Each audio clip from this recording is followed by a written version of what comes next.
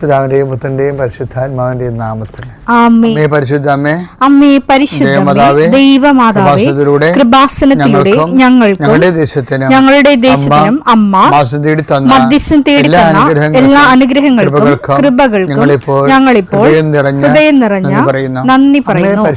അമ്മേ പരിശുദ്ധമ്മേ ദൈവമാതാവേ, 2004 ഡിസംബർ 7 ഉച്ചകഴിഞ്ഞ് 2:30 കൃപാസനത്തിൽ സംഭവിച്ച അമ്മയുടെ പ്രത്യക്ഷപ്പെടലിനെ കുറിച്ച് തിരുസഭയ്ക്ക് സമർപ്പിച്ചിരിക്കുന്ന പഠനരേഖകളുടെ സഭാത്മകമായ പഠനം ആരംഭിക്കുവാൻ ഞങ്ങൾ പ്രാർത്ഥിക്കുന്നു.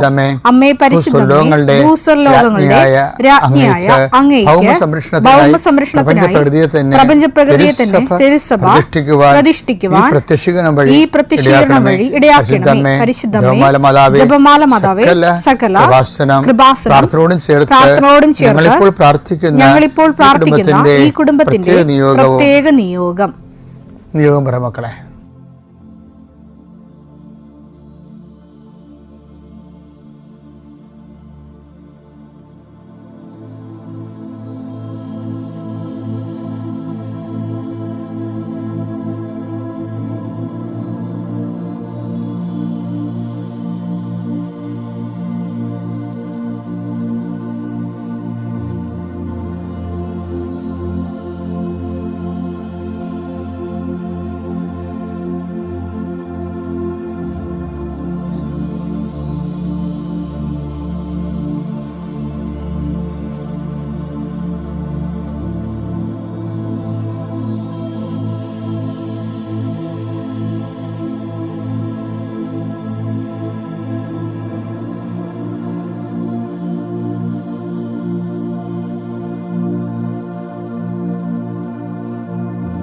അമ്മയുടെ പ്രത്യക്ഷീകരണത്തിന്റെ ഈ അനുഗ്രഹവേളയിൽ ഞങ്ങൾക്ക് സാധിച്ചു തരുവാൻ കനിയണമേ. ആമേൻ. വിശ്വാസ പ്രമാണം. സർവശക്തനായ പിതാവും ആകാശത്തിന്റെയും ഭൂമിയുടെയും സൃഷ്ടാവുമായ ദൈവത്തിൽ ഞാൻ വിശ്വസിക്കുന്നു. അവിടുത്തെ ഏകപുത്രനും ഞങ്ങളുടെ കർത്താവുമായ ഈശോ മിശിഹായിലും ഞാൻ വിശ്വസിക്കുന്നു. ഈ പുത്രൻ പരിശുദ്ധാത്മാവിനാൽ ഗർഭസ്ഥനായി കന്യകാമറിയത്തിൽ നിന്ന് പിറന്ന് പൊന്തിയോസ് പീലാത്തോസിന്റെ കാലത്ത് പീഡകൾ സഹിച്ച് കുരിശിൽ തറയ്ക്കപ്പെട്ട് മരിച്ച് അടക്കപ്പെട്ട് പാതാളങ്ങളിൽ ഇറങ്ങി മരിച്ചവരുടെ ഇടയിൽ നിന്ന് 3-ാം നാൾ ഉയർത്ത് സ്വർഗത്തിലേക്ക് എഴുന്നള്ളി സർവശക്തിയുള്ള പിതാവായ ദൈവത്തിന്റെ വലതുഭാഗത്തിരിക്കുന്നു. അവിടെ നിന്ന് ജീവിക്കുന്നവരെയും മരിച്ചവരെയും വിധിക്കുവാൻ വരുമെന്നും ഞാൻ വിശ്വസിക്കുന്നു. പരിശുദ്ധാത്മാവിലും ഞാൻ വിശ്വസിക്കുന്നു. വിശുദ്ധ കത്തോലിക്കാ സഭയിലും പുണ്യവാന്മാരുടെ ഐക്യത്തിലും പാപങ്ങളുടെ മോചനത്തിലും ശരീരത്തിന്റെ ഉയർപ്പിലും നിത്യമായ ജീവിതത്തിലും ഞാൻ വിശ്വസിക്കുന്നു. ആമേൻ. സുഖസ്ഥനായ ഞങ്ങളുടെ പിതാവേ, അങ്ങയുടെ നാമം പൂജിതമാകണമേ. അങ്ങയുടെ രാജ്യം വരണമേ. അങ്ങയുടെ തിരുമനസ് സ്വർഗത്തിലെ പോലെ ഭൂമിയിലും ആകണമേ. അന്നു വേണ്ടുന്ന ആഹാരം ഇന്ന് ഞങ്ങൾക്ക് തരണമേ. ഞങ്ങളോട് തെറ്റ് ചെയ്യുന്നവരോട് ഞങ്ങൾ ക്ഷമിക്കുന്നത് പോലെ ഞങ്ങളുടെ തെറ്റുകൾ ഞങ്ങളോടും ക്ഷമിക്കണമേ. ഞങ്ങളെ പ്രലോഭനത്തിൽ ഉൾപ്പെടുത്തരുതേ, തിന്മയിൽ ഞങ്ങൾ രക്ഷിക്കണമേ. ആമേൻ. നന്മ നിറഞ്ഞ മറിയമേ, സ്വസ്തി. കർത്താവ് അങ്ങയുടെ കൂടെ സ്ത്രീകളിൽ അങ്ങ് അനുഗ്രഹിക്കപ്പെട്ടവളാകുന്നു. അങ്ങയുടെ ഉദരത്തിൻ ഫലമായി ഈശോ അനുഗ്രഹിക്കപ്പെട്ടവനാകുന്നു. പരിശുദ്ധ മറിയമേ, തമ്പുരാന്റെ അമ്മേ, പാപികളായ ഞങ്ങൾക്ക് വേണ്ടി ഇപ്പോഴും ഞങ്ങളുടെ മരണസമയത്തും തമ്പുരാനോട് അപേക്ഷിക്കണമേ. ആമേൻ. കർത്താവേ, നിന്റെ ഉന്നതമായ നാമത്തിന് സ്വസ്ഥം ചെയ്യുന്നു. കർത്താവേ, നിന്റെ വിശുദ്ധ പൗരോഹിത്യത്തെ മഹത്വപ്പെടുത്തണമേ. കർത്താവേ, സഭയിലുള്ള സാന്നിധ്യം പ്രകടമാക്കണമേ. 40 വർഷം ഞാൻ അർപ്പിച്ച കൃപാന്റെ യുഗതിയാണ്. കൃപാസനത്താരെ ജീവനോടെ പ്രത്യക്ഷപ്പെട്ട മാതാവിന്റെ മധ്യസ്ഥത്താൽ പിതാവിന്റെയും പുത്രന്റെയും പരിശുദ്ധാത്മാവിന്റെ നാമത്തിൽ ഞാൻ നിങ്ങളെ ആശീർവദിക്കുന്നു. കർത്താവേ, അങ്ങയുടെ മക്കളെ ഇന്ന് സഞ്ചരിക്കുന്ന ഓരോ വഴികളെ നീ ആശീർവദിക്കണമേ. കർത്താവേ, അങ്ങയുടെ മക്കള് ഇന്ന് കണ്ടുമുട്ടുന്ന ഓരോ വ്യക്തികളിലും കർത്താവിൻ്റെ ശക്തി നിറയട്ടെ. കർത്താവേ, അങ്ങയുടെ മക്കള് ഇന്ന് യാത്ര തിരിക്കുന്ന ലക്ഷ്യം വെക്കുന്ന ഓരോ ലക്ഷ്യങ്ങളും കർത്താവിൻ്റെ നാമത്തിൽ സാധിക്കുകയും അനുഗ്രഹം പ്രാപിക്കുകയും ചെയ്യട്ടെ. ഇന്നത്തെ ദിവസം സമർപ്പിച്ച് പ്രാർത്ഥിക്കുക. കണ്ടുമുട്ടാൻ പോകുന്ന വ്യക്തികളെ മനസ്സിൽ കാണുക. ചെയ്യാൻ പോകുന്ന കാര്യങ്ങൾ മനസ്സിൽ കാണുക. ആരുടെയെങ്കിലും തരത്തിലുള്ള നീരസമോ സങ്കടമോ അല്ലെങ്കിൽ ആരെങ്കിലും ഒരു ഭയമോ എന്തെങ്കിലും വിഷയങ്ങളുണ്ടെങ്കിൽ ആ മേഖലകളിലെല്ലാം പരിശുദ്ധമ്മ തൻ്റെ നീല മേലങ്കിയാൽ അങ്ങോട്ട് മക്കളെ പൊതിഞ്ഞ് പിടിക്കട്ടെ എന്ന് പ്രാർത്ഥിക്കുന്ന. ഇന്നത്തെ എല്ലാ ഉത്തരവാദിത്തങ്ങളും നിറവേറ്റിക്കൊണ്ട് നിങ്ങൾ രാത്രി തിരിച്ചു വരുമ്പോഴേ സമാധാനം നിങ്ങളുടെ ഹൃദയത്തിൽ ഉണ്ടാകാൻ ഇടയാക്കട്ടെ എന്ന് പ്രാർത്ഥിക്കുന്നു. നിത്യം പിതാവും പുത്രനും പരിശുദ്ധാത്മാവിനെ ആമേൻ. എന്നിപ്പോൾ ഇവിടെ നമ്മൾ വായിക്കുന്നത് മർക്കോസിന്റെ സുവിശേഷമാണ് 6:45 വചനങ്ങൾ. താൻ ജനക്കൂട്ടത്തെ പിരിച്ചുവിടുമ്പോഴും കർത്താവ് നമ്മൾ ഇന്നലെ കണ്ട ഭാഗങ്ങളുടെ ബാക്കിയാണ്. അപ്പം വർദ്ധിപ്പിച്ചതിന് ശേഷം ജനക്കൂട്ടത്തെ പിരിച്ചുവിട്ടു. വഞ്ചിയിൽ കയറി തനിക്ക് മുമ്പേ മറുകരയിലുള്ള ബെത്സയിദയിലേക്ക് പോകാൻ അവൻ ശിഷ്യന്മാരെ നിർബന്ധിച്ചു. ആളുകളോട് യാത്ര പറഞ്ഞ ശേഷം എനിക്കത് കേട്ടപ്പോൾ എനിക്ക് സന്തോഷം തോന്നി. കണ്ടാ, ഇതൊരു ആളുകളോട് യാത്ര പറഞ്ഞതിന് ശേഷം അവൻ പ്രാർത്ഥിക്കാൻ മലയിലേക്ക് പോയി. അത് ഞാൻ ഓരോ രാജ്യങ്ങളൊക്കെ പോയി ഈ സുവിശേഷ വേല ചെയ്യത്തില്ലേ. അപ്പം നമ്മളെ സ്ഥിരം സഹായിക്കണ ഓരോ ആൾക്കാർ എപ്പോഴും ഉണ്ടാവും, എല്ലായിടത്തും ഉണ്ടാവേ. അപ്പം അവരൊക്കെ വിമാനത്താവളത്തിൽ പിരിയണവർക്ക് അവസ്ഥ എന്ന് പറയുന്നത് ഒരു വല്ലാത്ത അവസ്ഥയാണ്. അവർക്കിങ്ങനെ അവസാനം വരെ ഇങ്ങനെ കെട്ടിപ്പിടിച്ച് നിൽക്കുക, അല്ലെങ്കിൽ കൈ കാണിച്ചുകൊണ്ട് നിൽക്കുക, നമ്മൾ പോയി മറയണവരെ. അപ്പം കർത്താവ് ഇവരെ ആളുകളോട് യാത്ര പറഞ്ഞതിന് ശേഷം എന്ന് പറഞ്ഞില്ലേ. അപ്പം യാത്ര പറയുന്ന ഒരു മാനുഷികതയാണത്. ശരിക്കും യാത്ര പറഞ്ഞതിന് ശേഷം എന്താ പറയണത്? അവൻ പ്രാർത്ഥിക്കാൻ മലയിലേക്ക് പോയി. വൈകുന്നേരമായപ്പോൾ വഞ്ചി നടുക്കടലിലായിരുന്നു. അവൻ തനിച്ച് കരയിലും അവർ വഞ്ചി തുഴഞ്ഞ് അവശരായി എന്ന്. ഓ, ഇതാണ് രസം. അവർ വഞ്ചി തുഴഞ്ഞ് അവശരായെന്ന് അവൻ മനസ്സിലാക്കി. കാരണം കാറ്റ് പ്രതികൂലമായിരുന്നു. അവന് കാര്യങ്ങളെല്ലാം മനസ്സിലാകുന്നുണ്ട്. നമുക്ക് നമ്മുടെ വള്ളത്തിനെതിരെ വരുന്ന കാറ്റ് പ്രതികൂലമാണെന്നും നമ്മൾ വഞ്ചി തുഴഞ്ഞ് തളരുന്നെന്നും അവരും മനസ്സിലാകുന്നുണ്ട്. രാത്രിയുടെ 4-ാം യാമത്തിൽ മനസ്സിലാകുന്നുണ്ടെങ്കിലും ചില ആൾക്കാർ പറയത്തില്ലേ, ഓ നമ്മളെന്ത് നിങ്ങൾ പ്രാർത്ഥിക്കുന്നില്ലേ? ഓ, ഞാൻ പ്രാർത്ഥിക്കുന്നുണ്ട്, നമ്മുടെ കാര്യങ്ങളെല്ലാം ദൈവത്തിന് അറിയാലും. ഇങ്ങനെ കുറേ പിശാചുക്കളുണ്ട്. നമ്മുടെ കാര്യങ്ങളെല്ലാം ദൈവത്തിന് അറിയാമല്ലോ. അത് പ്രാർത്ഥിക്കാതിരിക്കുക. അവർക്ക് പ്രാർത്ഥിക്കാനുള്ള കൃപയില്ല, വരമില്ല. പ്രാർത്ഥിക്കാൻ ആവശ്യം വിശ്വാസമില്ല. പ്രാർത്ഥിച്ച് പലപ്പോഴും പണിമേടിച്ചിരിക്കുന്ന ആൾക്കാരാണ്. എന്താ കാര്യം? വെടിപ്പും മെനയല്ലാത്ത ജീവിതം കാരണം പ്രാർത്ഥിച്ച് പണിമേടിക്കുന്ന ആൾക്കാരാണ്. അപ്പം അതുകൊണ്ടാണ് അവരിങ്ങനെ ഒരു മുട്ടാപ്പൊക്കെ പറയണത്. എന്താണ് പറയണത്? ഓ, നമ്മളെ കാര്യങ്ങളെല്ലാം ദൈവത്തെ അറിയാമല്ലോ. അങ്ങനെയല്ല, ദൈവത്തെ അറിയാമെങ്കിൽ ഇതുപോലെ ഇരിക്കും. എന്താണ്? അവർ വഞ്ചി കാറ്റ് പ്രതികൂലമാണെന്ന് അവനെ അറിയാം. അവർ വഞ്ചി തുഴഞ്ഞ് തളർന്നെന്ന് അവനെ അറിയാം. അറിഞ്ഞിട്ട് എന്താ കാര്യം? അറിയണകൊണ്ട് കാര്യമൊന്നുമില്ല. പിന്നെന്താണ് ഇവരുടെ റെസ്പോൺസ് ഇല്ലാത്തുള്ള കാലം നമ്മുടെ അറിവുകൾക്ക് വലിയ കർത്താവിൻ്റെ അറിവിന് വലിയ പ്രാധാന്യമില്ല. ഇവിടെ എന്താണ് ഇവരുടെ അതായത് അവൻ കടലിൻ്റെ മീതെ അവൻ എന്ത് മെഷർമെൻ്റ് എടുക്കുകയെ.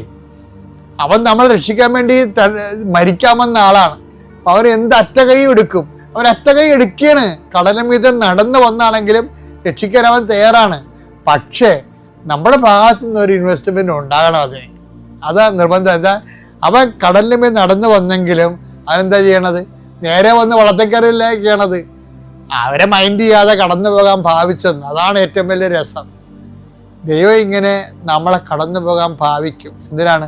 അത് പറ്റിപ്പല്ല. ശരിക്കും പറഞ്ഞാൽ നമ്മുടെ ഭാഗത്തുനിന്ന് അവൻ കടലിന് മീതെ നടക്കുന്നത് കണ്ട് അതൊരു ഭൂതമായിരിക്കും വിചാരിച്ച് അവർ നിലവിളിച്ചു. അവരെല്ലാവരും അവനെ കണ്ട് പരിഭ്രമിച്ചു പോയി. അപ്പൊ ഇതെന്ത് സംഭവിച്ചു കഴിഞ്ഞാല്, ഇവർക്ക് അവര് വഞ്ചി തുഴഞ്ഞ് തളരുകയാണ്. അതിനിടയ്ക്ക് എന്താണ് കടലിൽ മീതെ കൂടി ഒരു ഭൂതം കൂടി പോവുകയാണ്. അപ്പൊ ഇരട്ടി പ്രശ്നമായി. അതൊരു അവർക്ക് റെസ്പോൺസ്, ഒരു വികാര വിക്ഷോഭമായ റെസ്പോൺസ് ഉണ്ടായത്. അവർ നിലവിളിച്ചു വന്ന്. അപ്പം ഇത് നമ്മുടെ ആത്മീയ ജീവിതത്തിൽ ഉണ്ടാവും. അതായത് നമ്മുടെ പ്രാർത്ഥനകൾ ഉണ്ടെങ്കിലും ചിലപ്പോൾ കാര്യങ്ങൾ കുറച്ചുകൂടി മോശമായിട്ട് വരും. അപ്പം നമ്മൾ കർത്താവിൻ്റെ മുമ്പിൽ കരഞ്ഞ് നിലവിളിക്കണം. അത് നമ്മുടെ ഇൻവെസ്റ്റ്മെൻറ്റ്, നമ്മുടെ ഭാഗത്ത് നിന്ന് വിശ്വാസപരമായ റെസ്പോൺസാണ് വിഷയം. അവർ നിലവിളിച്ചു. എന്തിനാണെന്നറിയാവോ? അവരുടെ ഇങ്ങനെ നിലവിളിക്കുന്ന സിറ്റുവേഷനിലേക്ക് നമ്മളെ കൊണ്ടുവരുന്നതിൻ്റെ പിന്നിൽ ഒരു പെഡഗോജി ഉണ്ട്. എന്താണ്? ഒരു ടീച്ചിങ് മെത്തേഡ് ഉണ്ട്. എന്താ പറയണത്? അവൻ വഞ്ചിയിൽ കയറി അപ്പോൾ കാറ്റ് ശമിച്ചു. അതാ വിഷയം. അവൻ വഞ്ചിയിൽ കയറിയപ്പോൾ ഓട്ടോമാറ്റിക്കായിട്ട് സംഭവിക്കുന്നത് എന്താണ്? കാറ്റ് ശമിക്കും. കർത്താവ്, അതായത് കാറ്റ് ശമിപ്പിക്കുക അല്ല പ്രശ്നം, അവന് വഞ്ചിയിൽ കയറുമ്പോൾ സംഭവിക്കുന്ന കാര്യമാണ് കാറ്റ് ശമിക്കണത്. അല്ല കാറ്റ് ശമിപ്പിക്കണമെന്ന് പറഞ്ഞാൽ കിടന്ന് കാറിട്ട് കാര്യമില്ല. കടം മാറണേ, രോഗം മാറുമെന്ന് കിടന്ന് കാറിട്ട് കാര്യമില്ല. അവന് വഞ്ചി കയറ്റണതാണ് അതിൻ്റെ തന്ത്രമെന്ന് പറയുന്നത്. അതിൻ്റെ അകത്തുള്ള അതാണ് നമ്മുടെ ജീവിതത്തിലേക്ക് ദൈവത്തിന് ഒരു സ്ഥാനം ഉറപ്പിച്ച് ദൈവത്തിൻ്റെ കൂടെ യാത്ര ചെയ്യാൻ പറ്റുന്ന ഒരു സിറ്റുവേഷൻ ക്രിയേറ്റ് ചെയ്യണം. അല്ലാതെ കാറ്റാണേ മുങ്ങുകയോ പറഞ്ഞ് കാറുകയോ രോഗമാണേ കടവാണെന്ന് പറഞ്ഞ് പിടക്കുകയോ കാര്യമില്ല. ജീവിതത്തിൽ യേശുവിനെ നിൻ്റെ കുടുംബത്തോടെ കയറ്റാൻ വേണ്ടി നോക്കുക. അതാണ് ഉടമ്പടിയുടെ ഏറ്റവും വലിയ വിജയം എന്ന് പറയുന്നത്. പരിശുദ്ധ പരമ ദിവ്യകാരുണ്യത്തിന് ഇതുപോലെ തന്നെയാണ് വചനം. അപ്പൊ നിങ്ങളെ പറഞ്ഞ മൂന്നാമത്തെ കോമ്പറ്റൻസിയുടെ കവനന്റ് കോമ്പറ്റൻസി, അതായത് യോഗ്യമായ ഉടമ്പടി പങ്കാളിയുടെ മൂന്നാമത്തെ കാര്യം എന്താണ്? നിങ്ങൾ ലോകം മുഴുവനും പോയി സുവിശേഷം. ഈ നമ്മൾ സുവിശേഷം പ്രസംഗിക്കുമ്പോഴും നമ്മൾ ഓർക്കണം, നമ്മൾ സുവിശേഷം കൈമാറുന്നതിനേക്കാൾ വലിയ കാര്യമാണ് നിങ്ങളീ കൈമാറുന്നത് ദൈവത്തോടുള്ള സ്നേഹം കൊണ്ടാണെന്ന് ദൈവത്തിന് മനസ്സിലാകണം. അതാണ് വിഷയം. അവിടെയാണ് വിഷയം വരുന്നത്. അത് നിങ്ങൾ എന്ത് ചെയ്താലും കർത്താവിനോടുള്ള സ്നേഹത്താലാണെന്ന് ദൈവത്തിന് മനസ്സിലാകണം. ഇതിന് ഒരു മെൽട്ടിങ് എന്ന് പറഞ്ഞ സംഭവമുണ്ട്. കഴിഞ്ഞ ദിവസങ്ങളിലെ മെൽട്ടിങ് എന്ന് വെച്ചാൽ വചന ഉരുക്കം. അതായത് നിങ്ങൾ ദൈവസ്നേഹം കൂടിക്കഴിഞ്ഞപ്പോൾ വചന ഉരുക്കം സംഭവിക്കും. എല്ലാ വചനവും ഉരുകാനുള്ളതാണ്. ഇപ്പം നമുക്കറിയാമല്ലോ, നമ്മൾ ഐസ് നമ്മൾ ചില കുഞ്ഞുങ്ങൾ ഐസ് മിഠായി കഴിക്കുമ്പോൾ അവർക്ക് കുറേ അങ്ങനെ ചീപ്പിക്കൊണ്ടൊക്കെ ഇരുന്നിട്ട് കുറേ പിള്ളേർക്ക് ക്ഷമ ഉണ്ടാകത്തില്ല. അവർ കടിച്ചിട്ട് ഐസ് അതേപടി വിഴുങ്ങും. ഒരു ഗുണമുണ്ട് ഇല്ല. അത് നാവിലരിഞ്ഞ് മധുരമായി തന്നെയാണ് നമ്മളതിനെ ആസ്വദിക്കുന്നത്. ഇതുപോലെ വചനത്തിന് ഇതുപോലെ ഒരു വചന മെൽട്ടിങ് എന്ന സംഭവമുണ്ട്. എന്ന് വെച്ചാൽ വചനം അതിൽ മുഴുവനും ദൈവത്തിൻ്റെ കൃപ നിറഞ്ഞു നിൽക്കുകയാണ്. ഇത് നമ്മുടെ വിശ്വാസം, പ്രത്യേകിച്ച് സ്നേഹം കൊണ്ട് വചനം മെൽട്ടാകും.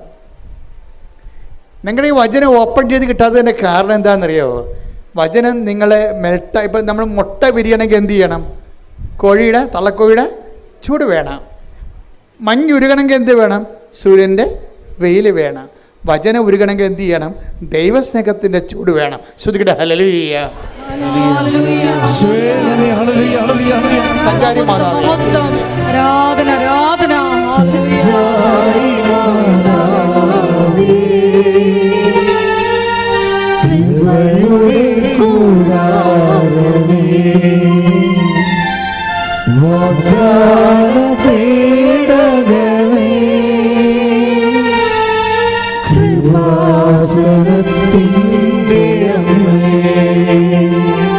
സഞ്ചാരി മാതാവേ, കൃപയുടെ കൂടാരമേ,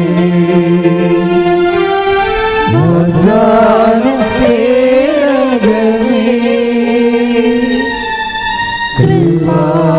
കൃപാസനത്തിൻ്റെ അമ്മേ, പരിശുദ്ധ പരമ ദിവ്യകാരുണ്യത്തിന് ആരാധനയും സ്തുതിയും പുകഴ്ചയും ഉണ്ടായിരിക്കട്ടെ. പരിശുദ്ധ പരമ ദിവ്യകാരുണ്യത്തിന് ആരാധനയും സ്തുതിയും പുകഴ്ചയും ഉണ്ടായിരിക്കട്ടെ. അപ്പൊ എല്ലാ ഈ ഉടമ്പടി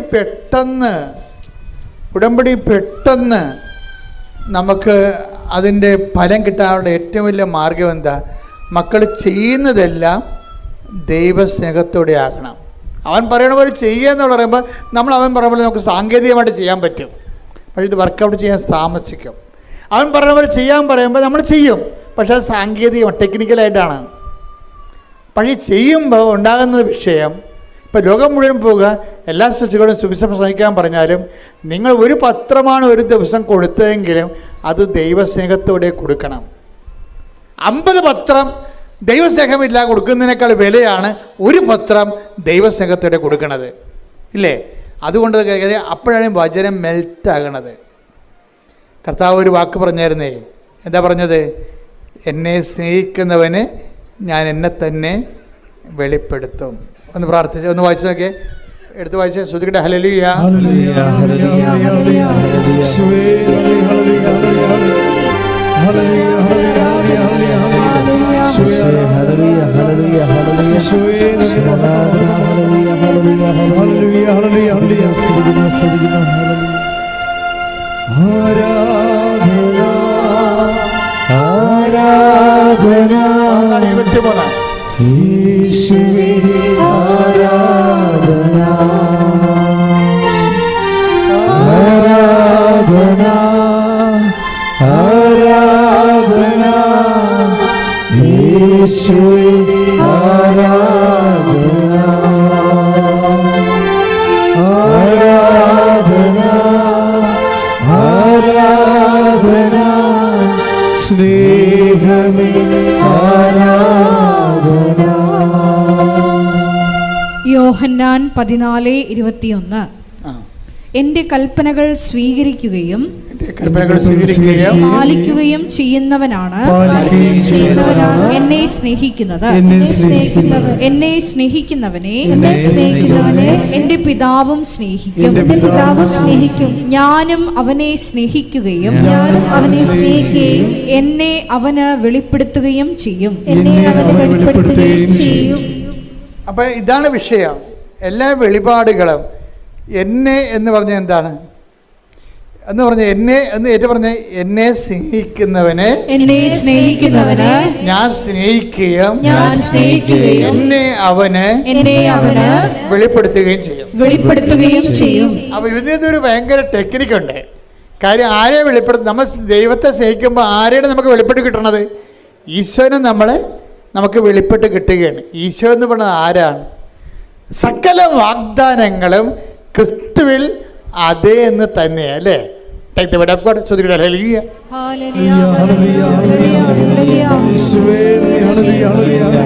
ആരാധന ആരാധന യേശുവേ ആരാധന ആരാധന ആരാധന യേശുവേ ആരാധന. 2 Korinthos 1:20 ദൈവത്തിന്റെ സകല വാഗ്ദാനങ്ങളും ദൈവത്തിന്റെ സകല വാഗ്ദാനങ്ങളും ക്രിസ്തുവിൽ അതേ എന്ന് തന്നെ. ദൈവത്തിന്റെ സകല വാഗ്ദാനങ്ങളും ക്രിസ്തുവിൽ അതേ തന്നെയാണ്. അപ്പോഴേ മനുഷ്യൻ നിനക്ക് ജോലിയില്ല, വീടില്ല, വിവാഹം വെക്കണില്ല, ജപ്തി നടപടിയാണ്, നിൻ്റെ കുഞ്ഞുങ്ങളില്ല എന്ന് പറയുമ്പോഴേ ഇതെല്ലാം ദൈവം നമുക്ക് വെച്ചിരിക്കുന്നത് വാഗ്ദാനത്തിൻ്റെ രൂപത്തിലാണ്, അല്ലേ? നമ്മുടെ ഇല്ലായ്മകളെല്ലാം ദൈവം നമുക്ക് തരുന്നതിന് വേണ്ടി സ്വരുക്കൂട്ടിരിക്കുന്ന പദ്ധതി എന്ന് പറഞ്ഞാൽ എന്താണ്? പ്രോമിസാണ്, വാഗ്ദാനമാണ്. എന്നെ സ്നേഹിക്കുന്നവനെ എന്നെ തന്നെ വെളിപ്പെടുത്തുമെന്ന് പറയുമ്പോൾ നമ്മൾ ഈശോനെ ഉടമ്പടി ജീവിച്ചുകൊണ്ട് ഈശോനെ സ്നേഹിച്ച് കഴിയുമ്പോൾ എന്ത് പറ്റും? സകല വാഗ്ദാനങ്ങളും നമ്മുടെ ജീവിതത്തിൽ നമ്മൾ അനുഭവിച്ചിരിക്കുന്ന സങ്കീർണമായ പല പ്രശ്നങ്ങൾക്കും ഈശോയാണ് പരിഹാരമായതുകൊണ്ട് തന്നെ ആ ദൈവസ്നേഹത്താലാണ് നമ്മുടെ വിഷയങ്ങൾക്ക് പരിഹാരം കാണാൻ പോകുന്നത്. അതിന് മധ്യസ്ഥയാണ്, മാതൃകയാണ് പരിശുദ്ധ അമ്മ. ശ്രദ്ധിക്കട്ടെ. ഹല്ലേലൂയ ഹല്ലേലൂയ ഹല്ലേലൂയ ഹല്ലേലൂയ ഹല്ലേലൂയ മഹത്വം മഹത്വം ഹല്ലേലൂയ ഹല്ലേലൂയ ഹല്ലേലൂയ ദൈവനാമേ നന്ദി, ദൈവനാമേ മഹത്വം, ദൈവനാമേ ആരാധന. ഹല്ലേലൂയ ഹല്ലേലൂയ ഹല്ലേലൂയ. ഇത്ര നല്ല ദൈവത്തോട് എന്തു ചെയ്തു നന്ദി ചൊല്ലിടും. എന്റെ കൊച്ചു ജീവിതത്തെ ഞാൻ നിന്റെ മുമ്പിൽ കാഴ്ചയിടാം. ഇത്ര നല്ല ദൈവത്തോട്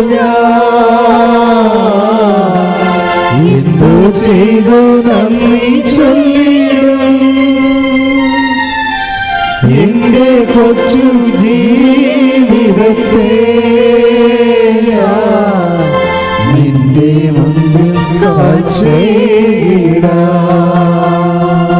അച്ഛൻ നിങ്ങളോട് സംസാരിച്ചുകൊണ്ടിരിക്കുന്ന വിഷയം എന്താണ്? വചന ഉരുക്കം.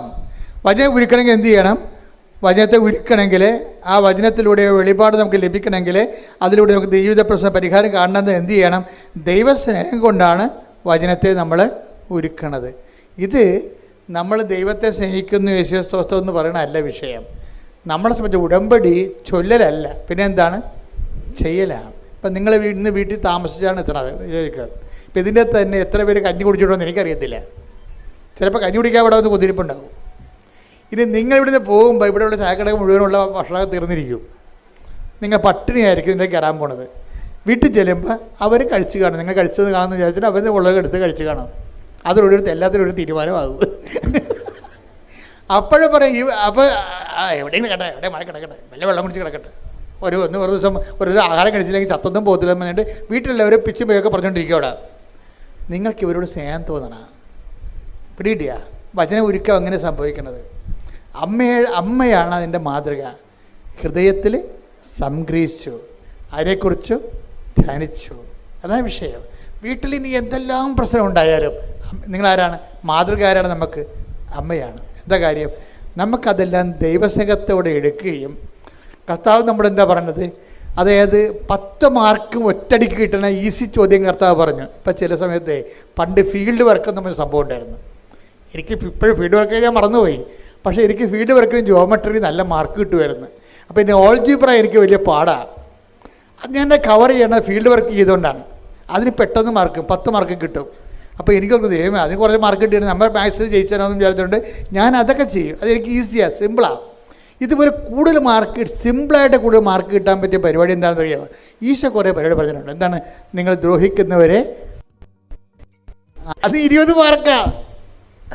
20 മാർക്കാണ്. ദ്രോഹിക്കുന്നവരെ ആശീർവദിക്കുവിൻ. അതാണ് വചന ഉരുക്കം. അങ്ങനെ ആശീർവദിക്കണമെങ്കിൽ നമ്മൾക്ക് അവർ കാണിച്ചിരിക്കുന്ന കാട്ടായം കാരണം നമുക്ക് അവരെ ആശീർവദിക്കാൻ പറ്റുമോ?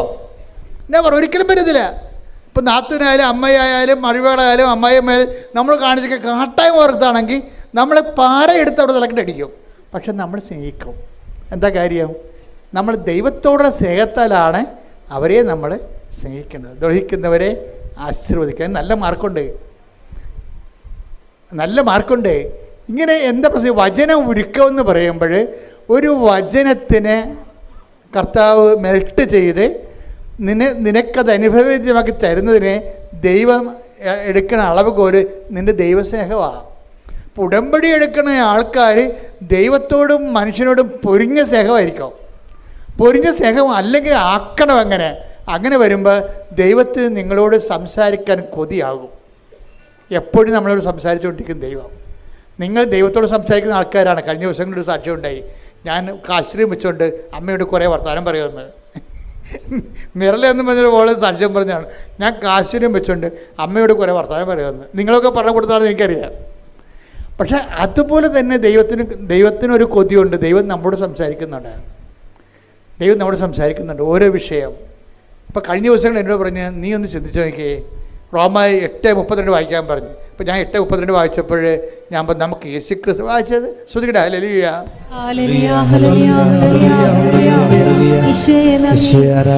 റോമാ 8:32 സ്വപുത്രനെ പോലും ഒഴിവാക്കാതെ, ഒന്ന് പറഞ്ഞ സ്വപുത്രനെ പോലും ഒഴിവാക്കാതെ നമുക്കെല്ലാവർക്കും വേണ്ടി അവനെ ഏൽപ്പിച്ചു തന്നവൻ അവനോട് കൂടെ സമസ്തവും നമുക്ക് ദാനമായി നൽകാതിരിക്കുമോ?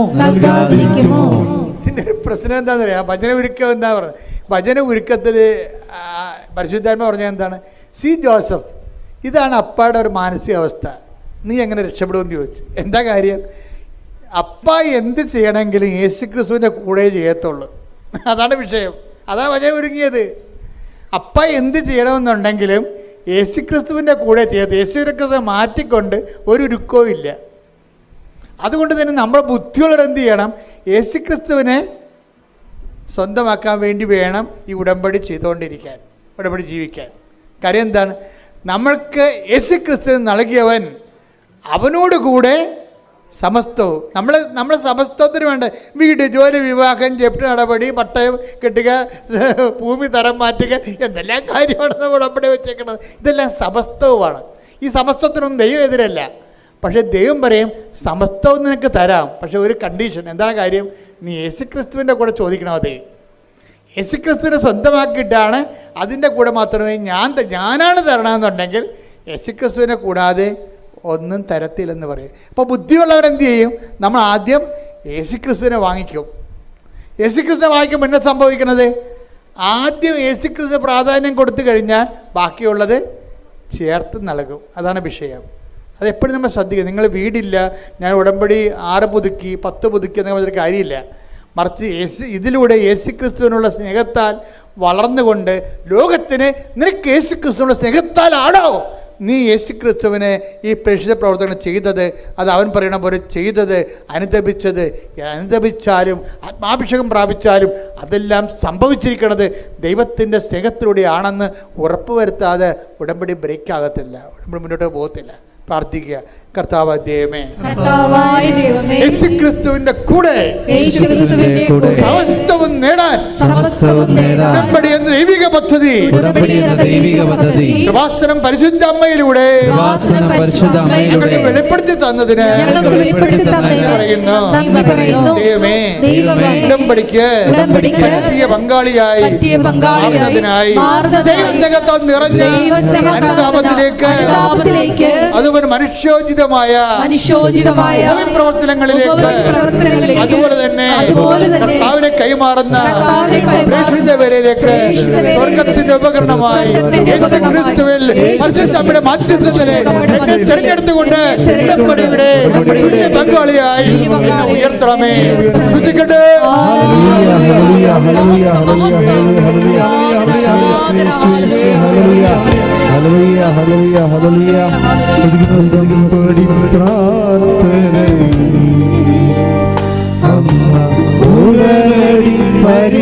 പരിഹാരമേകും ഉടമ്പടി പ്രാർത്ഥനയിൽ അമ്മ ഉടനടി പരിഹാരമേകും. അവൻ പറയുന്നത് ചെയ്തിൽ ജീവിതം ധന്യമായി തീർന്നിടും. അവൻ പറയുന്നത് ചെയ്തിൽ ജീവിതം ധന്യമായി തീർന്നിടും. എൻ്റെ പ്രിയപ്പെട്ടവരെ, രോഗസൗഖ്യ പ്രാർത്ഥനയിലേക്ക് നമ്മൾ പ്രവേശിക്കുകയാണ്.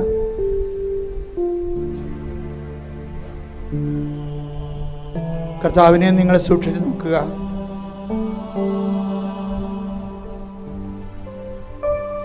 ബൈബിളിലെ പ്രധാനപ്പെട്ട ഒരു പ്രയോഗമാണ് സൂക്ഷിച്ചു നോക്കി എന്നുള്ളത്. Take the word of God.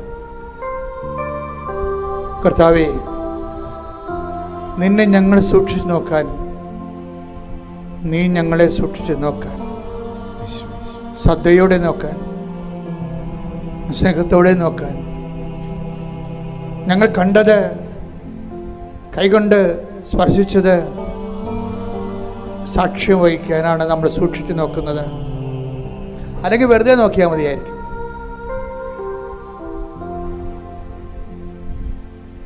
കർത്താവിനെ നമ്മൾ സൂക്ഷിച്ചു നോക്കുന്നത് നിങ്ങൾ കണ്ണുകൊണ്ട് കണ്ടത്, ചെവി കൊണ്ട് കേൾക്കേണ്ടത്, കൈകൊണ്ട് സ്പർശിച്ചത്, ജീവന്റെ വചനത്തെക്കുറിച്ച് സാക്ഷ്യം വഹിക്കുന്നതിന് വേണ്ടിയാണ്.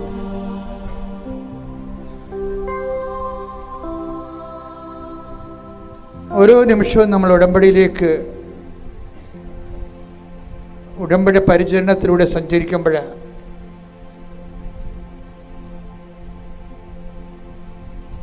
കർത്താവിനെ കണ്ണുകൊണ്ട് കാണാൻ, ചെവി കൊണ്ട് കേൾക്കാൻ, കൈകൊണ്ട് സ്പർശിക്കാൻ അദമ്യമായ ആഗ്രഹത്തോടു കൂടിയാണ്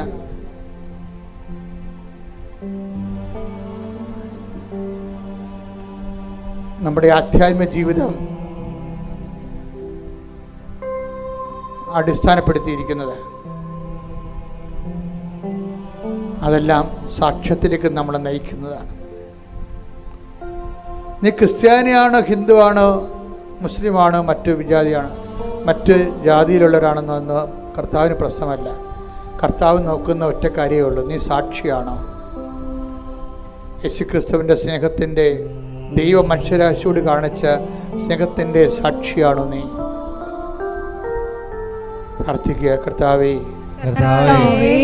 ഞങ്ങളെ അങ്ങയുടെ സാക്ഷിയായി ഉയർത്തണമേ, വളർത്തണമേ.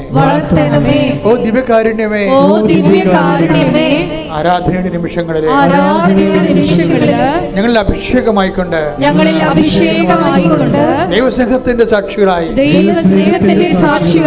ഉത്തരവാദിത്വമുള്ള സുവിശേഷ പ്രവർത്തകരായി, ഉടമ്പടിയുടെ പ്രയോക്താക്കളായി, മറിയത്തിന്റെ കൂട്ടുവേലക്കാരായി ജീവിക്കുവാൻ ഞങ്ങളെ അഭിഷേകം ചെയ്യണം. ശ്രദ്ധിക്കട്ടെ.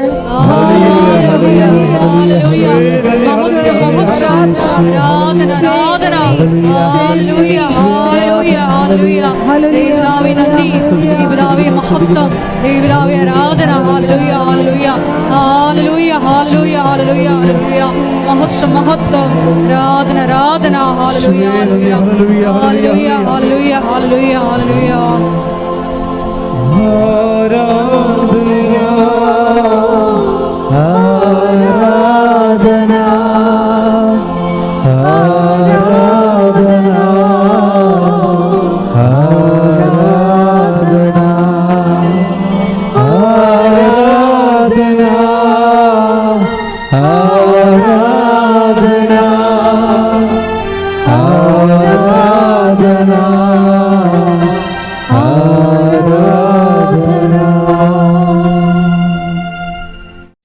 ജീവനോടെ പ്രത്യക്ഷപ്പെട്ട ഈ സന്നിധിയിൽ വന്ന് എനിക്ക് സാക്ഷ്യം പറയാൻ ലഭിച്ച അവസരത്തിന് ഞാൻ എൻ്റെ അമ്മയോടും തിരുക്കുമാരനോടും 1000 കോടി നന്ദി പറയുന്നു.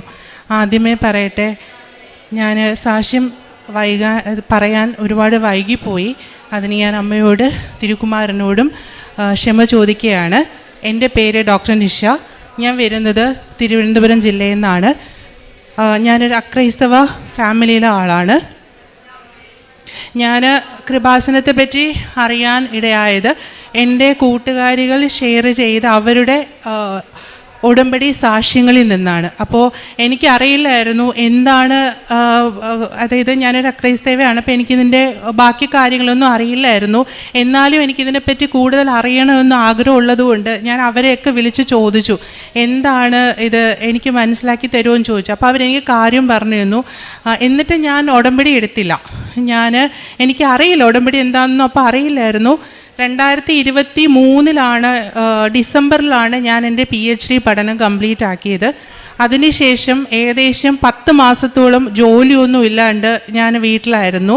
അപ്പോഴും ഞാൻ എൻ്റെ മെറിറ്റിലാണ് എനിക്കിതെല്ലാം കിട്ടിയത്. അപ്പം നമ്മുടെ മനസ്സിൽ അങ്ങനെ ഒരു ഇതുണ്ട്, പഠിക്കാൻ കഴിവുണ്ടല്ലോ, പഠിച്ച് നേടിയതാണല്ലോ എന്നുള്ളൊരു ഭാവം മനസ്സിലുണ്ടായിരുന്നു. അതെല്ലാം കഴിഞ്ഞ് ഞാൻ 10 മാസത്തോളം ജോലി ഇല്ലാണ്ട് വീട്ടിലിരിക്കുന്ന സാഹചര്യത്തിൽ ഒക്ടോബർ 13, 2024 ഞാൻ ആദ്യമായിട്ട് മാതാവിൻ്റെ നടയിൽ വന്ന് ഞാനും എൻ്റെ ഭർത്താവും 2 കുട്ടികളായിട്ട് വന്ന് ഉടമ്പടി എടുക്കുന്നത്. അന്ന് ഉടമ്പടിയുടെ ആ സീരിയസ്നെസ്സൊന്നും എനിക്കറിയില്ല. എന്നും പ്രാർത്ഥിക്കും. രാവിലെ അച്ഛൻ്റെ ഡെയിലി ബ്രെഡ് ഞാൻ മുടങ്ങാതെ ഞാൻ ചെയ്യുന്ന ആളായിരുന്നു. വൈകുന്നേരത്തെ എനിക്ക് എത്താൻ പറ്റുന്ന സമയങ്ങളിലെല്ലാം ഞാൻ വൈകുന്നേരത്തെ പ്രാർത്ഥനയും കൂടുമായിരുന്നു. അല്ലാണ്ട് ഇവിടുന്ന് തന്ന പത്രം അതിൻ്റെ സീരിയസ്നെസ് എനിക്ക് അറിയില്ലായിരുന്നു. എങ്ങനെ കൊടുക്കണം, അത് കൊടുക്കണമോ അതോ, അന്ന് എനിക്കൊരു മടിയും ഉണ്ടായിരുന്നു. അങ്ങനെ അച്ഛൻ്റെ സാക്ഷ്യങ്ങൾ, എൻ്റെ കൂട്ടുകാരികൾ ഷെയർ ചെയ്യുന്ന സാക്ഷ്യങ്ങളാണ് ഞാൻ കാണാൻ ഇടയായത്. ശരിക്കും പറഞ്ഞ സാക്ഷ്യങ്ങളാണ് എൻ്റെ ജീവിതത്തെ മാറ്റിമറിച്ചത്. ഓരോ സാക്ഷ്യങ്ങൾ കേൾക്കുമ്പോഴും ഞാൻ ഇതൊന്നും ചെയ്യുന്നില്ലല്ലോ, ഞാനൊന്നും ഈശോയ്ക്ക് വേണ്ടി ചെയ്യുന്നില്ല എന്നുള്ളൊരു തോന്നൽ എൻ്റെ മനസ്സിലുണ്ടായി. അങ്ങനെ ഞാനും സാക്ഷ്യങ്ങൾ കേൾക്കാൻ കേൾക്കാനും അത് എൻ്റെ യൂട്യൂബിലും ഫേസ്ബുക്കിലൂടെ ഞാൻ ഷെയർ ചെയ്യാനും അതുവഴി ഒരുപാട് കൂട്ടുകാർ ഇത് എന്താണ്, നീ ക്രിസ്ത്യനായോ എന്നൊക്കെ ഒരുപാട് പേരെന്നെ കളിയാക്കി ചോദിച്ചു. പക്ഷെ അതിനൊന്നും ഞാൻ മറുപടി കൊടുത്തില്ല. എന്നെ രക്ഷിക്കുന്നവനാണ് എൻ്റെ ദൈവം എന്ന് വിശ്വസിച്ച് ഞാൻ അതിലൂടെ തന്നെ മുന്നോട്ട് പോയി. അങ്ങനെ 13/10/2024 ഞാൻ ഉടമ്പടി എടുത്തു. അതുവരെ എനിക്ക് ജോലിയൊന്നും ആയിട്ടില്ല. നവംബർ 1, 2024 ഞാൻ പഠിച്ച കോളേജിൽ തന്നെ അധ്യാപികയായിട്ട് MBAയുടെ അധ്യാപികയായിട്ട് ഞാൻ ജോയിൻ ചെയ്തു. 1 മാസം പോലും എനിക്ക് മാതാവ് എന്നെ വെയിറ്റ് ചെയ്യിപ്പിച്ചില്ല. എനിക്ക് എത്രയും വേഗം മാതാവ് ജോലി തന്ന് അനുഗ്രഹിച്ചു. പക്ഷേ ജോലിക്കായിട്ട് ഇൻ്റർവ്യൂവിന് പോകുന്ന സമയത്ത് ഞാൻ ഒരുപാട് പ്രതികൂല സാഹചര്യങ്ങൾ കടക്കേണ്ടി വന്നു. ഞാൻ 2 വീലറിലാണ് പോയത്. അപ്പോൾ പോകുന്ന വഴിക്ക് എൻ്റെ ബാഗ്, എൻ്റെ തീസിസ് ഒക്കെ എൻ്റെ കയ്യിലുണ്ട്. പ്രത്യക്ഷീകരണ പ്രാർത്ഥന ചൊല്ലിക്കൊണ്ടാണ് ഞാൻ വണ്ടി ഓടിക്കുന്നത്. അപ്പോൾ വണ്ടി ഓടിച്ച് പകുതി ഏകദേശം കോളേജിന് കുറച്ച് ബാക്കിലോട്ടായ സമയത്ത് വണ്ടി എൻജിൻ കംപ്ലൈൻ്റ് ആയിട്ട് വഴിയിലായി. അപ്പോൾ അച്ഛൻ്റെ ഒരു പ്രാർത്ഥനയിലും സാക്ഷ്യത്തിലും ഞാൻ കേട്ടിട്ടുണ്ട്, സഞ്ചാരി മാതാവ് നമുക്കൊപ്പം വരുമെന്നും നമ്മുടെ എല്ലാ തടസ്സങ്ങളും മാറ്റും എന്ന് ഞാൻ കേട്ടിട്ടുണ്ട്.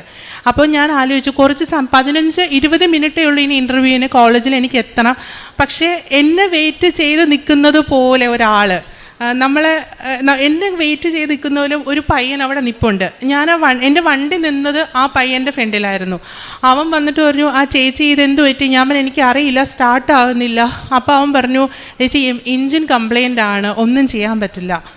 അപ്പോൾ ഞാൻ പറഞ്ഞു, എനിക്കിനി ഇൻ്റർവ്യൂ ഉണ്ട്, എനിക്ക് പോകണം, ഇനി ഒരു 15 മിനിറ്റ് സമയമേ ഉള്ളൂ. അപ്പോൾ പറഞ്ഞു, ചേച്ചി ഇവിടെ അടുത്തൊരു വർക്ക്ഷോപ്പ് ഉണ്ട്. ഞാനൊന്നും പറഞ്ഞില്ല. അവൻ തന്നെ വണ്ടി കൊണ്ട് വർക്ക്ഷോപ്പിൽ വെച്ചു. തൊട്ടടുത്ത് തന്നെയാണ്. എന്നെക്കൊണ്ട് ഒറ്റയ്ക്ക് ചെയ്യാൻ പറ്റില്ലായിരുന്നു. വർക്ക്ഷോപ്പിൽ വെച്ചിട്ട് ഞാൻ നോക്കിയപ്പോൾ ആ വർക്ക്ഷോപ്പിൻ്റെ ഡോറിൽ മാതാവിൻ്റെ ഫോട്ടോ. അപ്പോൾ എനിക്ക് മനസ്സിലായി, അമ്മ മാതാവ് എനിക്ക് ഒരുക്കി തന്ന ആളാണ്. എൻ്റെ തടസ്സം മാറ്റാനായിട്ട് അമ്മ മാതാവ്, സഞ്ചാരി മാതാവ് എനിക്ക് ഒരുക്കി തന്ന ആളാണ് ഈ പയ്യനെന്ന് എനിക്ക് മനസ്സിലായി. ആ പയ്യൻ തന്നെ എനിക്കൊരു ഓട്ടോ വിളിച്ച് ഞാൻ ആ കറക്റ്റ് സമയത്തിന് ഇൻ്റർവ്യൂവിന് എത്തുകയും 29-30 പേരുണ്ടായിരുന്ന കാൻഡിഡേറ്റ്സിൽ നിന്ന് ഫസ്റ്റായിട്ട് എന്നെ സെലക്ട് ചെയ്യപ്പെടുകയും ചെയ്തു. അന്ന് എൻ്റെ ഇൻ്റർവ്യൂവിൽ എൻ്റെ കയ്യിൽ ആകെ ഉണ്ടായിരുന്നത് ഉടമ്പടി കാശ് രൂപ മാത്രമേ ഉണ്ടായിരുന്നുള്ളൂ. ഞാൻ അതിൽ ഫസ്റ്റ് ആകുകയും ഞാൻ ജോലിയിൽ ജോയിൻ ചെയ്യുകയും ചെയ്തു. ഇതാണ് എനിക്ക് അമ്മ മാതാവ് ആദ്യമായി തന്ന, ഉടമ്പടി എടുത്തതിന് ശേഷം ആദ്യമായിട്ട് തന്ന സാക്ഷ്യം. രണ്ടാമത്തെ സാക്ഷ്യം എന്ന് പറയുന്നത്, ഞാൻ ഒരു ജോലി മാത്രമേ ചോദിച്ചിട്ടുണ്ടായിരുന്നുള്ളൂ മാതാവിൻ്റെ അടുത്ത്. കാരണം അപ്പോഴും എൻ്റെ മെറിറ്റാണ്. പക്ഷെ അച്ഛൻ പറയും not by merit, by grace എന്നാണ് എപ്പോഴും നമ്മൾ പറയുന്നത്. പക്ഷെ അത് കഴിഞ്ഞ് ഒരു 2 മാസം കഴിഞ്ഞപ്പോൾ എനിക്ക് അടുത്തൊരു ജോലി മാതാവ് തന്നു. ആ ജോലി എന്ന് പറയുന്നത് ഒരു ഡിപ്പാർട്ട്മെൻറ്റിൻ്റെ ഹെഡാക്കിക്കൊണ്ട് ശമ്പളത്തിലും വർധനവ് തന്നുകൊണ്ട് എല്ലാ ആനുകൂല്യങ്ങളും തന്നുകൊണ്ട് മാതാവ് എന്നെ അടുത്തൊരു ജോലിയിലോട്ട് പ്രവേശിപ്പിച്ചു. അതെൻ്റെ മാതാവ് തന്ന അടുത്തൊരു അനുഗ്രഹമാണ്. അതിലും ഈ പറഞ്ഞതുപോലുള്ള ഒരുപാട് ഇൻ്റർവ്യൂവിന് പോകുന്ന ദിവസം ഞാനും എൻ്റെ ഹസ്ബൻഡും കൂടെയാണ് ഇൻ്റർവ്യൂവിന് പോയത്. കാറിലാണ് പോയത്. കോളേജ് എത്താൻ ഒത്തിരി ദൂരമുണ്ട്. പക്ഷേ പകുതി ആയപ്പോഴത്തേനും ഞങ്ങളുടെ കാറ് ഭയങ്കരമായിട്ട് ചൂടായി. പിന്നെ വണ്ടി മുന്നോട്ട് പോകുന്നില്ല. അന്ന് ഞാൻ വീട്ടിൽ നിന്ന് ഇറങ്ങുന്ന സമയത്ത് 4-5 പ്രാവശ്യം കൊന്ത ചൊല്ലിയിട്ടാണ് ഇറങ്ങുന്നത്. എനിക്ക് കൊന്ത ചൊല്ലാൻ അറിയില്ല. പക്ഷേ ഞാൻ യൂട്യൂബ് നോക്കി പഠിച്ചതാണ്. എനിക്ക് രഹസ്യങ്ങൾ എന്താണെന്ന് അറിയില്ല. പക്ഷെ ഞാൻ അതും പഠിച്ചു. ഞാൻ അങ്ങനെ കൊന്ത ചൊല്ലിയിട്ടാണ് ഞാനന്ന് വീട്ടിൽ നിന്ന് ഇറങ്ങുന്നത്. 4 വട്ടം കൊന്ത ഫുള്ളായിട്ട് ചൊല്ലിയിട്ട് ഇറങ്ങിയത്. എന്നിട്ട് ഞാൻ കാറിലിരുന്നിട്ട് എൻ്റെ കയ്യിൽ ഈ കാശുമാലയുണ്ട്. അത് വെച്ചിട്ട് ഞാൻ കാശുരൂപവും കൊന്തയും ഉണ്ട്. അത് വെച്ചിട്ട് ഞാൻ കൊന്ത ചൊല്ലിക്കൊണ്ടിരിക്കുകയായിരുന്നു. അപ്പോഴും ഞാൻ പ്രാർത്ഥിക്കുകയാണ്, മാതാവേ എന്നെ സമയത്തിന് ഇൻ്റർവ്യൂവിന് എത്തിക്കണേ എന്ന്. അങ്ങനെ പക്ഷെ ഞങ്ങൾക്ക് 2 പേർക്ക്, എനിക്ക് എൻ്റെ ഹസ്ബൻഡിനും പരിചയമില്ല. അതൊരു ഇടുങ്ങിയൊരു സ്ഥലത്താണ് വണ്ടി നിൽക്കുന്നത്. ഞങ്ങൾക്ക് പരിചയക്കാരും ഇല്ല. അവിടെ ഒറ്റപ്പെട്ട സ്ഥലമാണ്. പക്ഷെ അവിടെ ഒരു വീട്ടിൽ ഞങ്ങൾക്ക് വഴിയിൽ കിടന്നൊരു കുപ്പി കൊണ്ടുപോയി ഹസ്ബൻഡ് വെള്ളം നിറച്ച് കാറിൽ കാർബറേറ്ററിൽ ചൂട് തണുപ്പാക്കാനായിട്ട് കുറേ സമയം ട്രൈ ചെയ്തുകൊണ്ടിരിക്കുകയായിരുന്നു. അപ്പോൾ ഒരാൾ ആക്റ്റീവയിൽ വന്നിട്ട് നമ്മുടെ അടുത്ത് കാര്യങ്ങൾ സംസാരിക്കുകയും അങ്ങനെ ഹസ്ബൻഡിനോട് സംസാരിക്കുകയും അങ്ങനെ ആ പുള്ളിയും ഹസ്ബൻഡും കൂടെ വളരെ പെട്ടെന്ന് തന്നെ കാറ് ശരിയാക്കുകയും അത് നമുക്ക് സമയത്തിന് ഇൻ്റർവ്യൂവിന് എത്താനും പറ്റി. അതും കാരണം മാതാവിൻ്റെ കാശുരൂപവും തൈലവും ഒക്കെ പുരട്ടിയിട്ടാണ് വരുന്നത്. പിന്നെ ഞാൻ കൊന്ത ചൊല്ലിക്കൊണ്ട് വണ്ടിയിലിരിക്കുവാണ്. പുറത്ത് നടക്കുന്ന കാര്യങ്ങളൊന്നും ഞാൻ ശ്രദ്ധിക്കുന്നില്ല. ഞാൻ ഫുള്ള് കൊന്ത ചൊല്ലലായിരുന്നു, കാണാതെ പറഞ്ഞുകൊണ്ടിരിക്കുക. യൂട്യൂബിൽ കേട്ടിട്ടാണ് ഞാൻ ചൊല്ലുന്നത്, എനിക്ക് അതേ അറിയാവൂ. യൂട്യൂബിൽ പിന്നെ ഞാൻ എഴുതി വെച്ചിട്ടുണ്ട്, എൻ്റെ ഒരു ഡയറിയിൽ ഞാൻ ഫുൾ രഹസ്യങ്ങളും എഴുതി വെച്ച് ചൊല്ലും. അപ്പോൾ അങ്ങനെ ചൊല്ലിക്കൊണ്ടിരിക്കുകയായിരുന്നു. അങ്ങനെ എനിക്ക് സമയത്തിന് ഇൻ്റർവ്യൂവിന് പോകാനും പറ്റി. കാശ് രൂപം പിടിച്ചുകൊണ്ടാണ് ഇൻ്റർവ്യൂ അറ്റൻഡ് ചെയ്തതും. അതിൽ ഞാൻ ഫസ്റ്റായിട്ട് വരികയും അവിടുത്തെ ഹെഡ് ഓഫ് ദി ഡിപ്പാർട്ട്മെൻറ്റായി associate professor cum head of the ഡിപ്പാർട്ട്മെൻറ്റായി ഞാൻ കയറുകയും എൻ്റെ ജോലി കുറച്ചുകൂടെ ഉന്നതിയിലോട്ട് എൻ്റെ മാതാവ് എത്തിച്ചു. അതെൻ്റെ രണ്ടാമത്തെ സാക്ഷ്യം. മൂന്നാമത്തെ സാക്ഷ്യം എന്ന് പറയുന്നത്, ഞാൻ 2018 മുതലേ UK നോക്കുന്ന ഒരാളായിരുന്നു. അപ്പം PhDക്ക് അപ്പം ഞാൻ ജോയിൻ ചെയ്തില്ല. പക്ഷേ എനിക്ക് ഒത്തിരി ഏജൻസിയെ ഞാൻ കോണ്ടാക്ട് ചെയ്തിട്ടും എനിക്ക് കിട്ടുന്നില്ല. അന്ന് ഫാമിലിയായിട്ട് പോകാനൊക്കെ നോക്കി. പക്ഷേ പിന്നെ ഇപ്പോൾ റൂളൊക്കെ ചേഞ്ച് ആയിട്ട് എനിക്ക് ഫാമിലിയെ കൊണ്ടുപോകാൻ പറ്റാത്ത സാഹചര്യമായപ്പോൾ ഞാൻ ആദ്യത്തെ ഉടമ്പടിയിൽ വെച്ചിട്ടുണ്ടായിരുന്നു, നടന്നില്ല. രണ്ടാമത്തെ ഉടമ്പടി 6/6 ഞാൻ പുതുക്കിയിട്ടുണ്ടായിരുന്നു. അതിൽ ഞാൻ ഇങ്ങനെ എഴുതിയിട്ടുണ്ടായിരുന്നു, മാതാവിൻ്റെ ഹിതം എന്താണോ അതിൻ്റെ ജീവിതത്തിൽ നിറവേറണം. വേറൊന്നും എൻ്റെ ഫിസിക്കലി ഉള്ള ഒരു ആഗ്രഹവും ഞാൻ എഴുതിയിട്ടില്ല. ആദ്യത്തെ എഴുതിയത് എൻ്റെ ആദ്യത്തെ നിയോഗം എഴുതിയത് എൻ്റെ കുടുംബത്തിന് വേണ്ടി, എൻ്റെ അച്ഛൻ, എൻ്റെ മക്കൾ, എൻ്റെ ഭർത്താവ്, അവർക്ക് വേണ്ടിയിട്ടായിരുന്നു ആദ്യത്തെ നിയോഗം. ബാക്കി 5 നിയോഗവും ഞാൻ എഴുതിയത് മാതാവിൻ്റെ ആഗ്രഹം എന്താണോ, മാതാവിൻ്റെ ഹിതമനുസരിച്ച് എൻ്റെ ജീവിതം മുന്നോട്ട് പോകണം എന്ന് മാത്രമേ ഞാൻ എഴുതിയുള്ളൂ. ഒന്നും ഞാൻ അതിനകത്ത് ചോദിച്ചില്ല. പക്ഷേ മാതാവിനോട് ചോദിക്കാതെ തന്നെ മാതാവ് എനിക്ക് തന്നു. 6/6/2025 ഞാൻ രണ്ടാമത് എൻ്റെ ഉടമ്പടി പുതുക്കിയത്. അതിനുശേഷം ഒക്ടോബർ 3 ഞാൻ UK പോയി. അതിനുശേഷം ഞാൻ അതിനുശേഷം ഇവിടെ എനിക്ക് വിസ വന്ന സമയത്ത് പോകുന്നതിന് 2 ദിവസം മുന്നേ ഞാനും എൻ്റെ ഹസ്ബൻഡും കൂടെ ഇവിടെ വന്നു, മാതാവിനെ കണ്ടു. പക്ഷെ എനിക്ക് സാക്ഷ്യം പറയാൻ പറ്റാണ്ടാണ് ഞാൻ പോയത്. അതെനിക്ക് മനസ്സിന് ഭയങ്കര ഒരു ഭാരമായിരുന്നു. അതിനുശേഷം ഇപ്പോൾ എനിക്ക് വിൻ്റർ ബ്രേക്കാണ്. ഞാൻ അവിടെ പഠിക്കാനാണ് പോയത്. ഞാൻ അവിടെ സ്പെഷ്യൽ സ്റ്റുഡൻസിൻ്റെ ഒരു പഠനമാണ് ചെയ്യുന്നത്. ഓട്ടിസം, ADHD ഒക്കെ വന്ന കുട്ടികളെ പറ്റിയുള്ളൊരു പഠനമാണ് ചെയ്യുന്നത്. അപ്പോൾ അതിന് ഇപ്പം വിൻ്റർ ബ്രേക്ക് ആയതുകൊണ്ട് ഞാനിപ്പോൾ നാട്ടിൽ വന്നു. അപ്പോൾ നാട്ടിൽ വന്നപ്പോൾ എനിക്ക് അമ്മയുടെ നടയിൽ വന്ന് സാക്ഷ്യം പറയാണ്ട് പോകാതിരിക്കാൻ പറ്റിയില്ല. അതുകൊണ്ടാണ് ഇവിടെ വന്ന് സാക്ഷ്യം പറഞ്ഞത്. അങ്ങനെ എനിക്ക് എൻ്റെ ആ ആഗ്രഹവും മാതാവ് നടത്തി തന്നു. ഇതെൻ്റെ മൂന്നാമത്തെ സാക്ഷ്യം.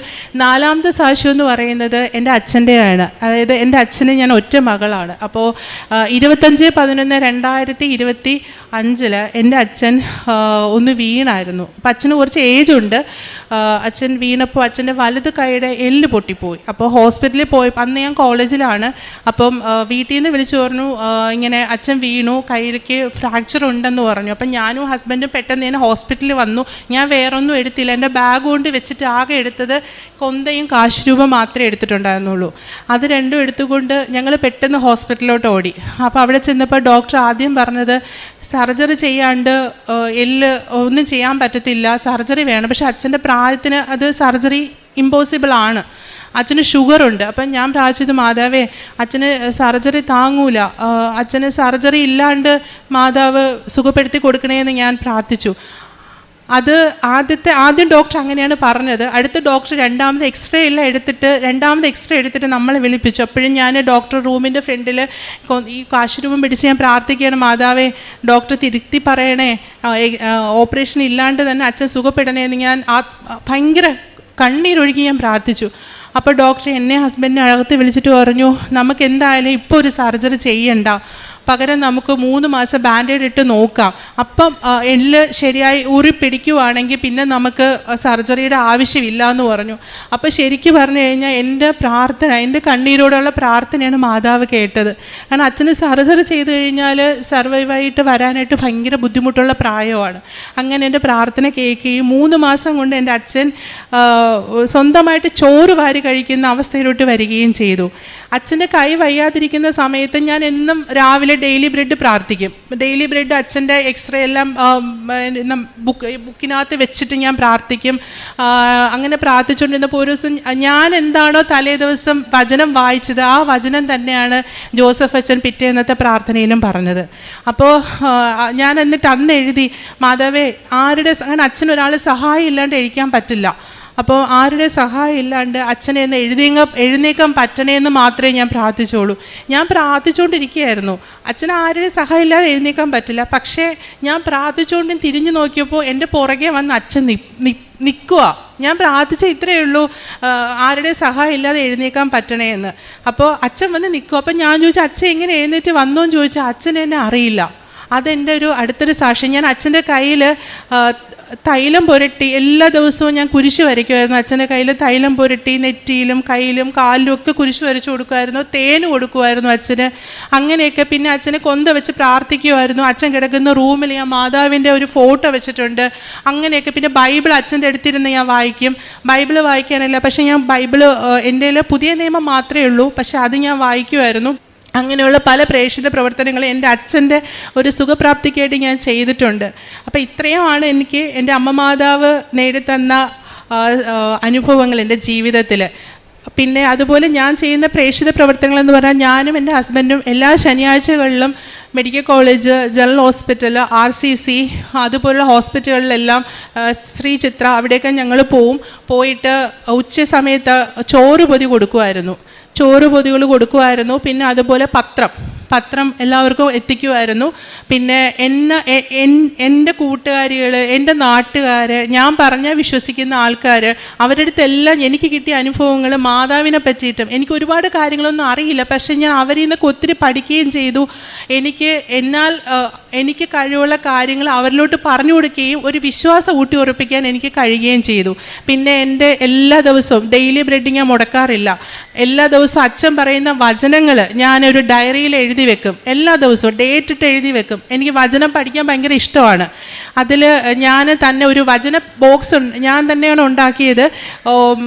കളർ പേപ്പർ വാങ്ങി കട്ട് ചെയ്തിട്ട് ഓരോ വചനങ്ങൾ അച്ഛൻ പറഞ്ഞ ഓരോ ദിവസങ്ങൾ പറഞ്ഞ വചനങ്ങൾ ഞാൻ എഴുതി കുഞ്ഞുകുഞ്ഞായി ഞാൻ തന്നെ ഒരു ബോക്സാക്കി വെച്ചിട്ടുണ്ട്. അപ്പോൾ ഇതൊക്കെയാണ് ഞാൻ എൻ്റെ പ്രേക്ഷിത പ്രവർത്തനങ്ങളായിട്ട് ചെയ്തത്. അമ്മ മാതാവും തിരുക്കുമാരനും എനിക്കും എൻ്റെ കുടുംബത്തിനും അമ്മയുടെ എപ്പോഴും ഞാൻ എഴുതാറുള്ളൊരു കാര്യമാണ്, അമ്മയുടെ പ്രത്യക്ഷീകരണത്തിൻ്റെ സാക്ഷിയാക്കി എന്നെ മാറ്റണമേ. എൻ്റെ എല്ലാ ബുക്കിലും അതാണ്. എൻ്റെ എല്ലാ ബുക്കിലും ഞാൻ എഴുതുന്ന ഒരു സെൻറ്റൻസ് അതാണ്, അമ്മയുടെ പ്രത്യക്ഷീകരണത്തിൻ്റെ സാക്ഷിയാക്കി എന്നെ എൻ്റെ കുടുംബത്തെ മാറ്റണമേ എന്ന്. അത് എനിക്ക് അമ്മ മാതാവ് സാധിച്ചു തന്നു. ഇനി എനിക്ക് എൻ്റെ അമ്മ മാതാവിൻ്റെ തണലിൽ ജീവിക്കാനും എൻ്റെ മരണം വരെ അതിൽ കഴിയാനുമാണ് എൻ്റെ ആഗ്രഹം. അതെൻ്റെ അമ്മ മാതാവിനെ ഞാൻ വാക്കു കൊടുക്കുന്നു. എല്ലാത്തിനും നന്ദി. നിന്റെ ജീവിതം കർത്താവിന് ഭരമേൽ, കർത്താവിൽ വിശ്വാസം അർപ്പിക്കുക, അവിടെ നിന്ന് നോക്കിക്കൊള്ളും. സങ്കീർത്തനം 37:5 നമ്മുടെ ജീവിതത്തിൽ എല്ലാ വഴികളും സന്തോഷങ്ങളും വേദനകളും തീരുമാനങ്ങളും ഭാവിയും എല്ലാം ദൈവത്തിൻ്റെ കരങ്ങളിൽ സമർപ്പിക്കുമ്പോൾ ഈശോയും അമ്മയും നമ്മുടെ ജീവിതത്തിലേക്ക് കടന്നു വരുന്ന ഒരു വലിയ സാക്ഷ്യമാണ് നാം ഇപ്പോൾ കേട്ടത്. പരിശുദ്ധ അമ്മ ഇതാ കർത്താവിൻ്റെ ദാസി എന്ന് പറഞ്ഞത് ജീവിതത്തിൻ്റെ മുഴുവൻ വഴികളും ദൈവത്തിനെ ഏൽപ്പിച്ചു കൊടുത്തുകൊണ്ടാണ്. ഈശോയും അമ്മയും എല്ലാം നോക്കിക്കൊള്ളും. വിശ്വാസത്തോടെ നമുക്ക് കാത്തിരുന്നാൽ മാത്രം മതി. ദൈവം തക്ക സമയത്ത് നമ്മുടെ കാര്യങ്ങളിൽ ഇടപെടുന്നതായിട്ട് നമുക്ക് തന്നെ മനസ്സിലാക്കുവാൻ സാധിക്കും. ഡോക്ടർ നിഷ എന്ന സഹോദരിയുടെ സാക്ഷ്യം നമ്മൾ കേട്ടു. ഈ മകളുടെ ഓരോ കാര്യങ്ങളിലും ഈശോയും അമ്മയും ചേർന്ന് നിന്ന് കാര്യങ്ങളെല്ലാം മനസ്സിലാക്കി അവർ തന്നെ എല്ലാം ചെയ്തു കൊടുക്കുന്നതായിട്ടാണ് നമ്മൾ കണ്ടത്. PhD പഠിച്ചതിന് ശേഷം എല്ലാം മെറിറ്റുമുണ്ടെന്ന് കരുതി 10 മാസത്തോളം വീട്ടിലിരുന്നപ്പോഴാണ് സോഷ്യൽ മീഡിയയിൽ വഴി കൂട്ടുകാരിൽ കൂടിയാണ് കൃപാസനം അമ്മ പരിശുദ്ധമ്മ ജീവനോട് പ്രത്യക്ഷപ്പെട്ട ഈ ആലയത്തെ പറ്റിയുള്ള അറിവ് ലഭിച്ചത്. പിന്നീട് സാക്ഷ്യങ്ങൾ കേൾക്കുമായിരുന്നു. അങ്ങനെയാണ് അമ്മയുടെ സന്നിധിയിലെത്തി ഉടമ്പടി എടുത്തത്. ഉടമ്പടി എടുത്ത ഉടനെ ഈ മകളുടെ ജീവിതത്തിൽ വളരെ ഉയർച്ചയുടെ ജീവിതമാണ് നാം കാണുന്നത്. ഈ മകൾ പറഞ്ഞതുപോലെ എന്നെ രക്ഷിക്കുന്നവനാണ് എൻ്റെ ദൈവമെന്ന് ഈ മകൾ ഉറച്ചു വിശ്വസിച്ചതെന്ന് നമ്മുടെ സാക്ഷ്യത്തിൽ നമുക്ക് മനസ്സിലാക്കാം.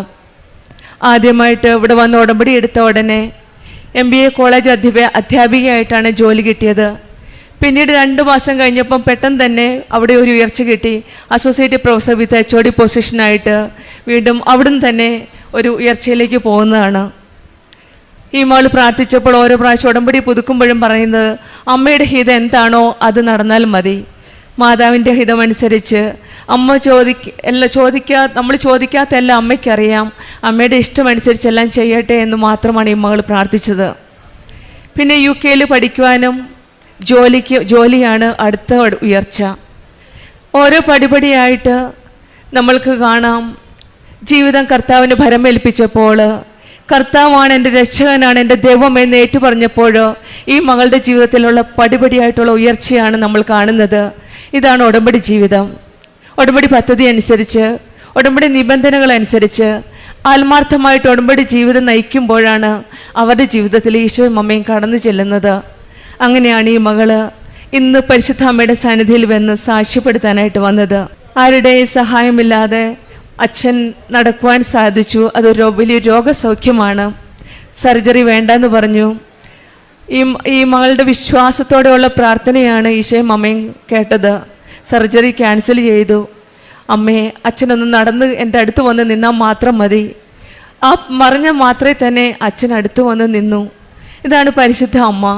നമ്മുടെ മനസ്സിൽ കരിക്കുന്ന, നമ്മൾ വിചാരിക്കുന്ന ഓരോ ആഗ്രഹങ്ങളും അങ്ങ് ഭരമേൽപ്പിക്കുക, വിട്ടുകൊടുക്കുക. എല്ലാം വിശ്വാസത്തോടെ വിട്ടുകൊടുക്കുമ്പോൾ, പ്രാർത്ഥനയോടെ നമ്മൾ കാത്തിരിക്കുമ്പോഴാണ് നമ്മുടെ ജീവിതത്തിൽ ഈശോയും അമ്മയും കടന്നു വരുന്നത്. ഈ മകൾ പറഞ്ഞതുപോലെ പ്രത്യക്ഷീകരണത്തിൻ്റെ സാക്ഷിയാക്കി മാറ്റണമെന്നായിരുന്നു പിന്നീടുള്ള പ്രാർത്ഥന. എപ്പോഴും അത് തന്നെയാണ് ഇന്നിവിടെ നടന്നതും. പ്രത്യക്ഷീകരണത്തിൻ്റെ സാക്ഷിയായിട്ട് തന്നെയാണ് പരിശുദ്ധമ്മ ജീവനോട് പ്രത്യക്ഷപ്പെട്ട ഈ ആലയത്തിൽ വന്ന് സാക്ഷ്യപ്പെടുത്താൻ നല്ല വിശ്വാസത്തോടെ, നല്ല കോൺഫിഡൻസോട് കൂടിയാണ് ഈ മകൾ ഇന്ന് പരിശുദ്ധമ്മയുടെ സാക്ഷിയായിട്ട് തന്നെയാണ് അമ്മ ജീവനോടെ പ്രത്യക്ഷപ്പെട്ട ഈ സന്നിധിയിൽ വന്ന് സാക്ഷ്യപ്പെടുത്തിയത്. അച്ഛൻ പറയുന്ന ഓരോ വചനങ്ങളും എഴുതി ഒരു ബോക്സിലാക്കി വെക്കുമായിരുന്നു. ബൈബിള് നല്ല പരിചയമില്ല, ബൈബിള് വായിക്കുകയും ന്യൂ ടെസ്റ്റ്മെൻറ്റ് വായിച്ചു.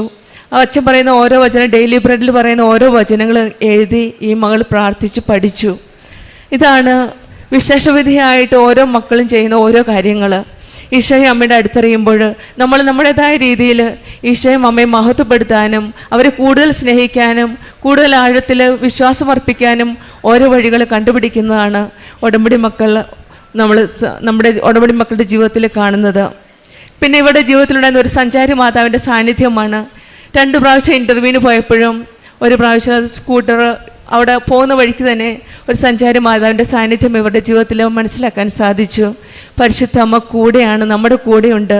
ഉടമ്പടി മക്കളെ ഒരിക്കലും കൈവിടാറില്ല. കൈ പിടിച്ച് നടത്തുന്ന ഒരമ്മയും ഒരു ഈശോയുമാണ് ഒരു ദൈവമാണ് നമ്മുടെ കൂടെയുള്ളത്. 2 പ്രാവശ്യവും സ്കൂട്ടർ കേടായപ്പോഴും ആരോ ഒരു വ്യക്തി അവിടെ നിന്ന് ഇവരെ സഹായിക്കുകയാണ്. അവിടെ ചെന്നപ്പോഴും അമ്മയുടെ സാന്നിധ്യമാണ് ആ വർക്ക്ഷോപ്പിൽ കണ്ടത്. പരിശുദ്ധ അമ്മയുടെ, കൃപാസന അമ്മയുടെ ഫോട്ടോ അവിടെ ഉണ്ടായിരുന്നു. അപ്പോഴും മോൾക്ക് മനസ്സിലായി, എൻ്റെ കഷ്ടതയിലും എൻ്റെ ദുഃഖത്തിലും എൻ്റെ അമ്മ എൻ്റെ കൂടെയുണ്ടെന്നാണ് ഈ മോൾക്ക് മനസ്സിലായത്. പിന്നീട് അടുത്ത 2ാമത്തെ ഇൻ്റർവ്യൂവിന് പോയപ്പോഴും കാറ് സ്റ്റക്കായി പോയി. അന്നേരവും പരിശുദ്ധ അമ്മയുടെ സാന്നിധ്യം ഒരു വ്യക്തിയിൽ കൂടെ ഓടി വന്ന് സഹായിച്ചത്. ഇങ്ങനെയാണ് പരിശുദ്ധ അമ്മ നമ്മളെ കരം പിടിച്ച് നടത്തുന്നത്. നമ്മളുടെ ജീവിതത്തിൽ ഓരോ നിമിഷവും നമുക്കും ഈശോയിലും അമ്മയിലും നമ്മൾ വിശ്വാസമർപ്പിച്ച് വിശ്വസ്തയോടെ നമുക്കും പ്രാർത്ഥിക്കാം. നമ്മുടെ ജീവിതത്തിലും എല്ലാ കാര്യങ്ങളും അങ്ങോട്ട് ഏൽപ്പിച്ചു കൊടുക്കുക.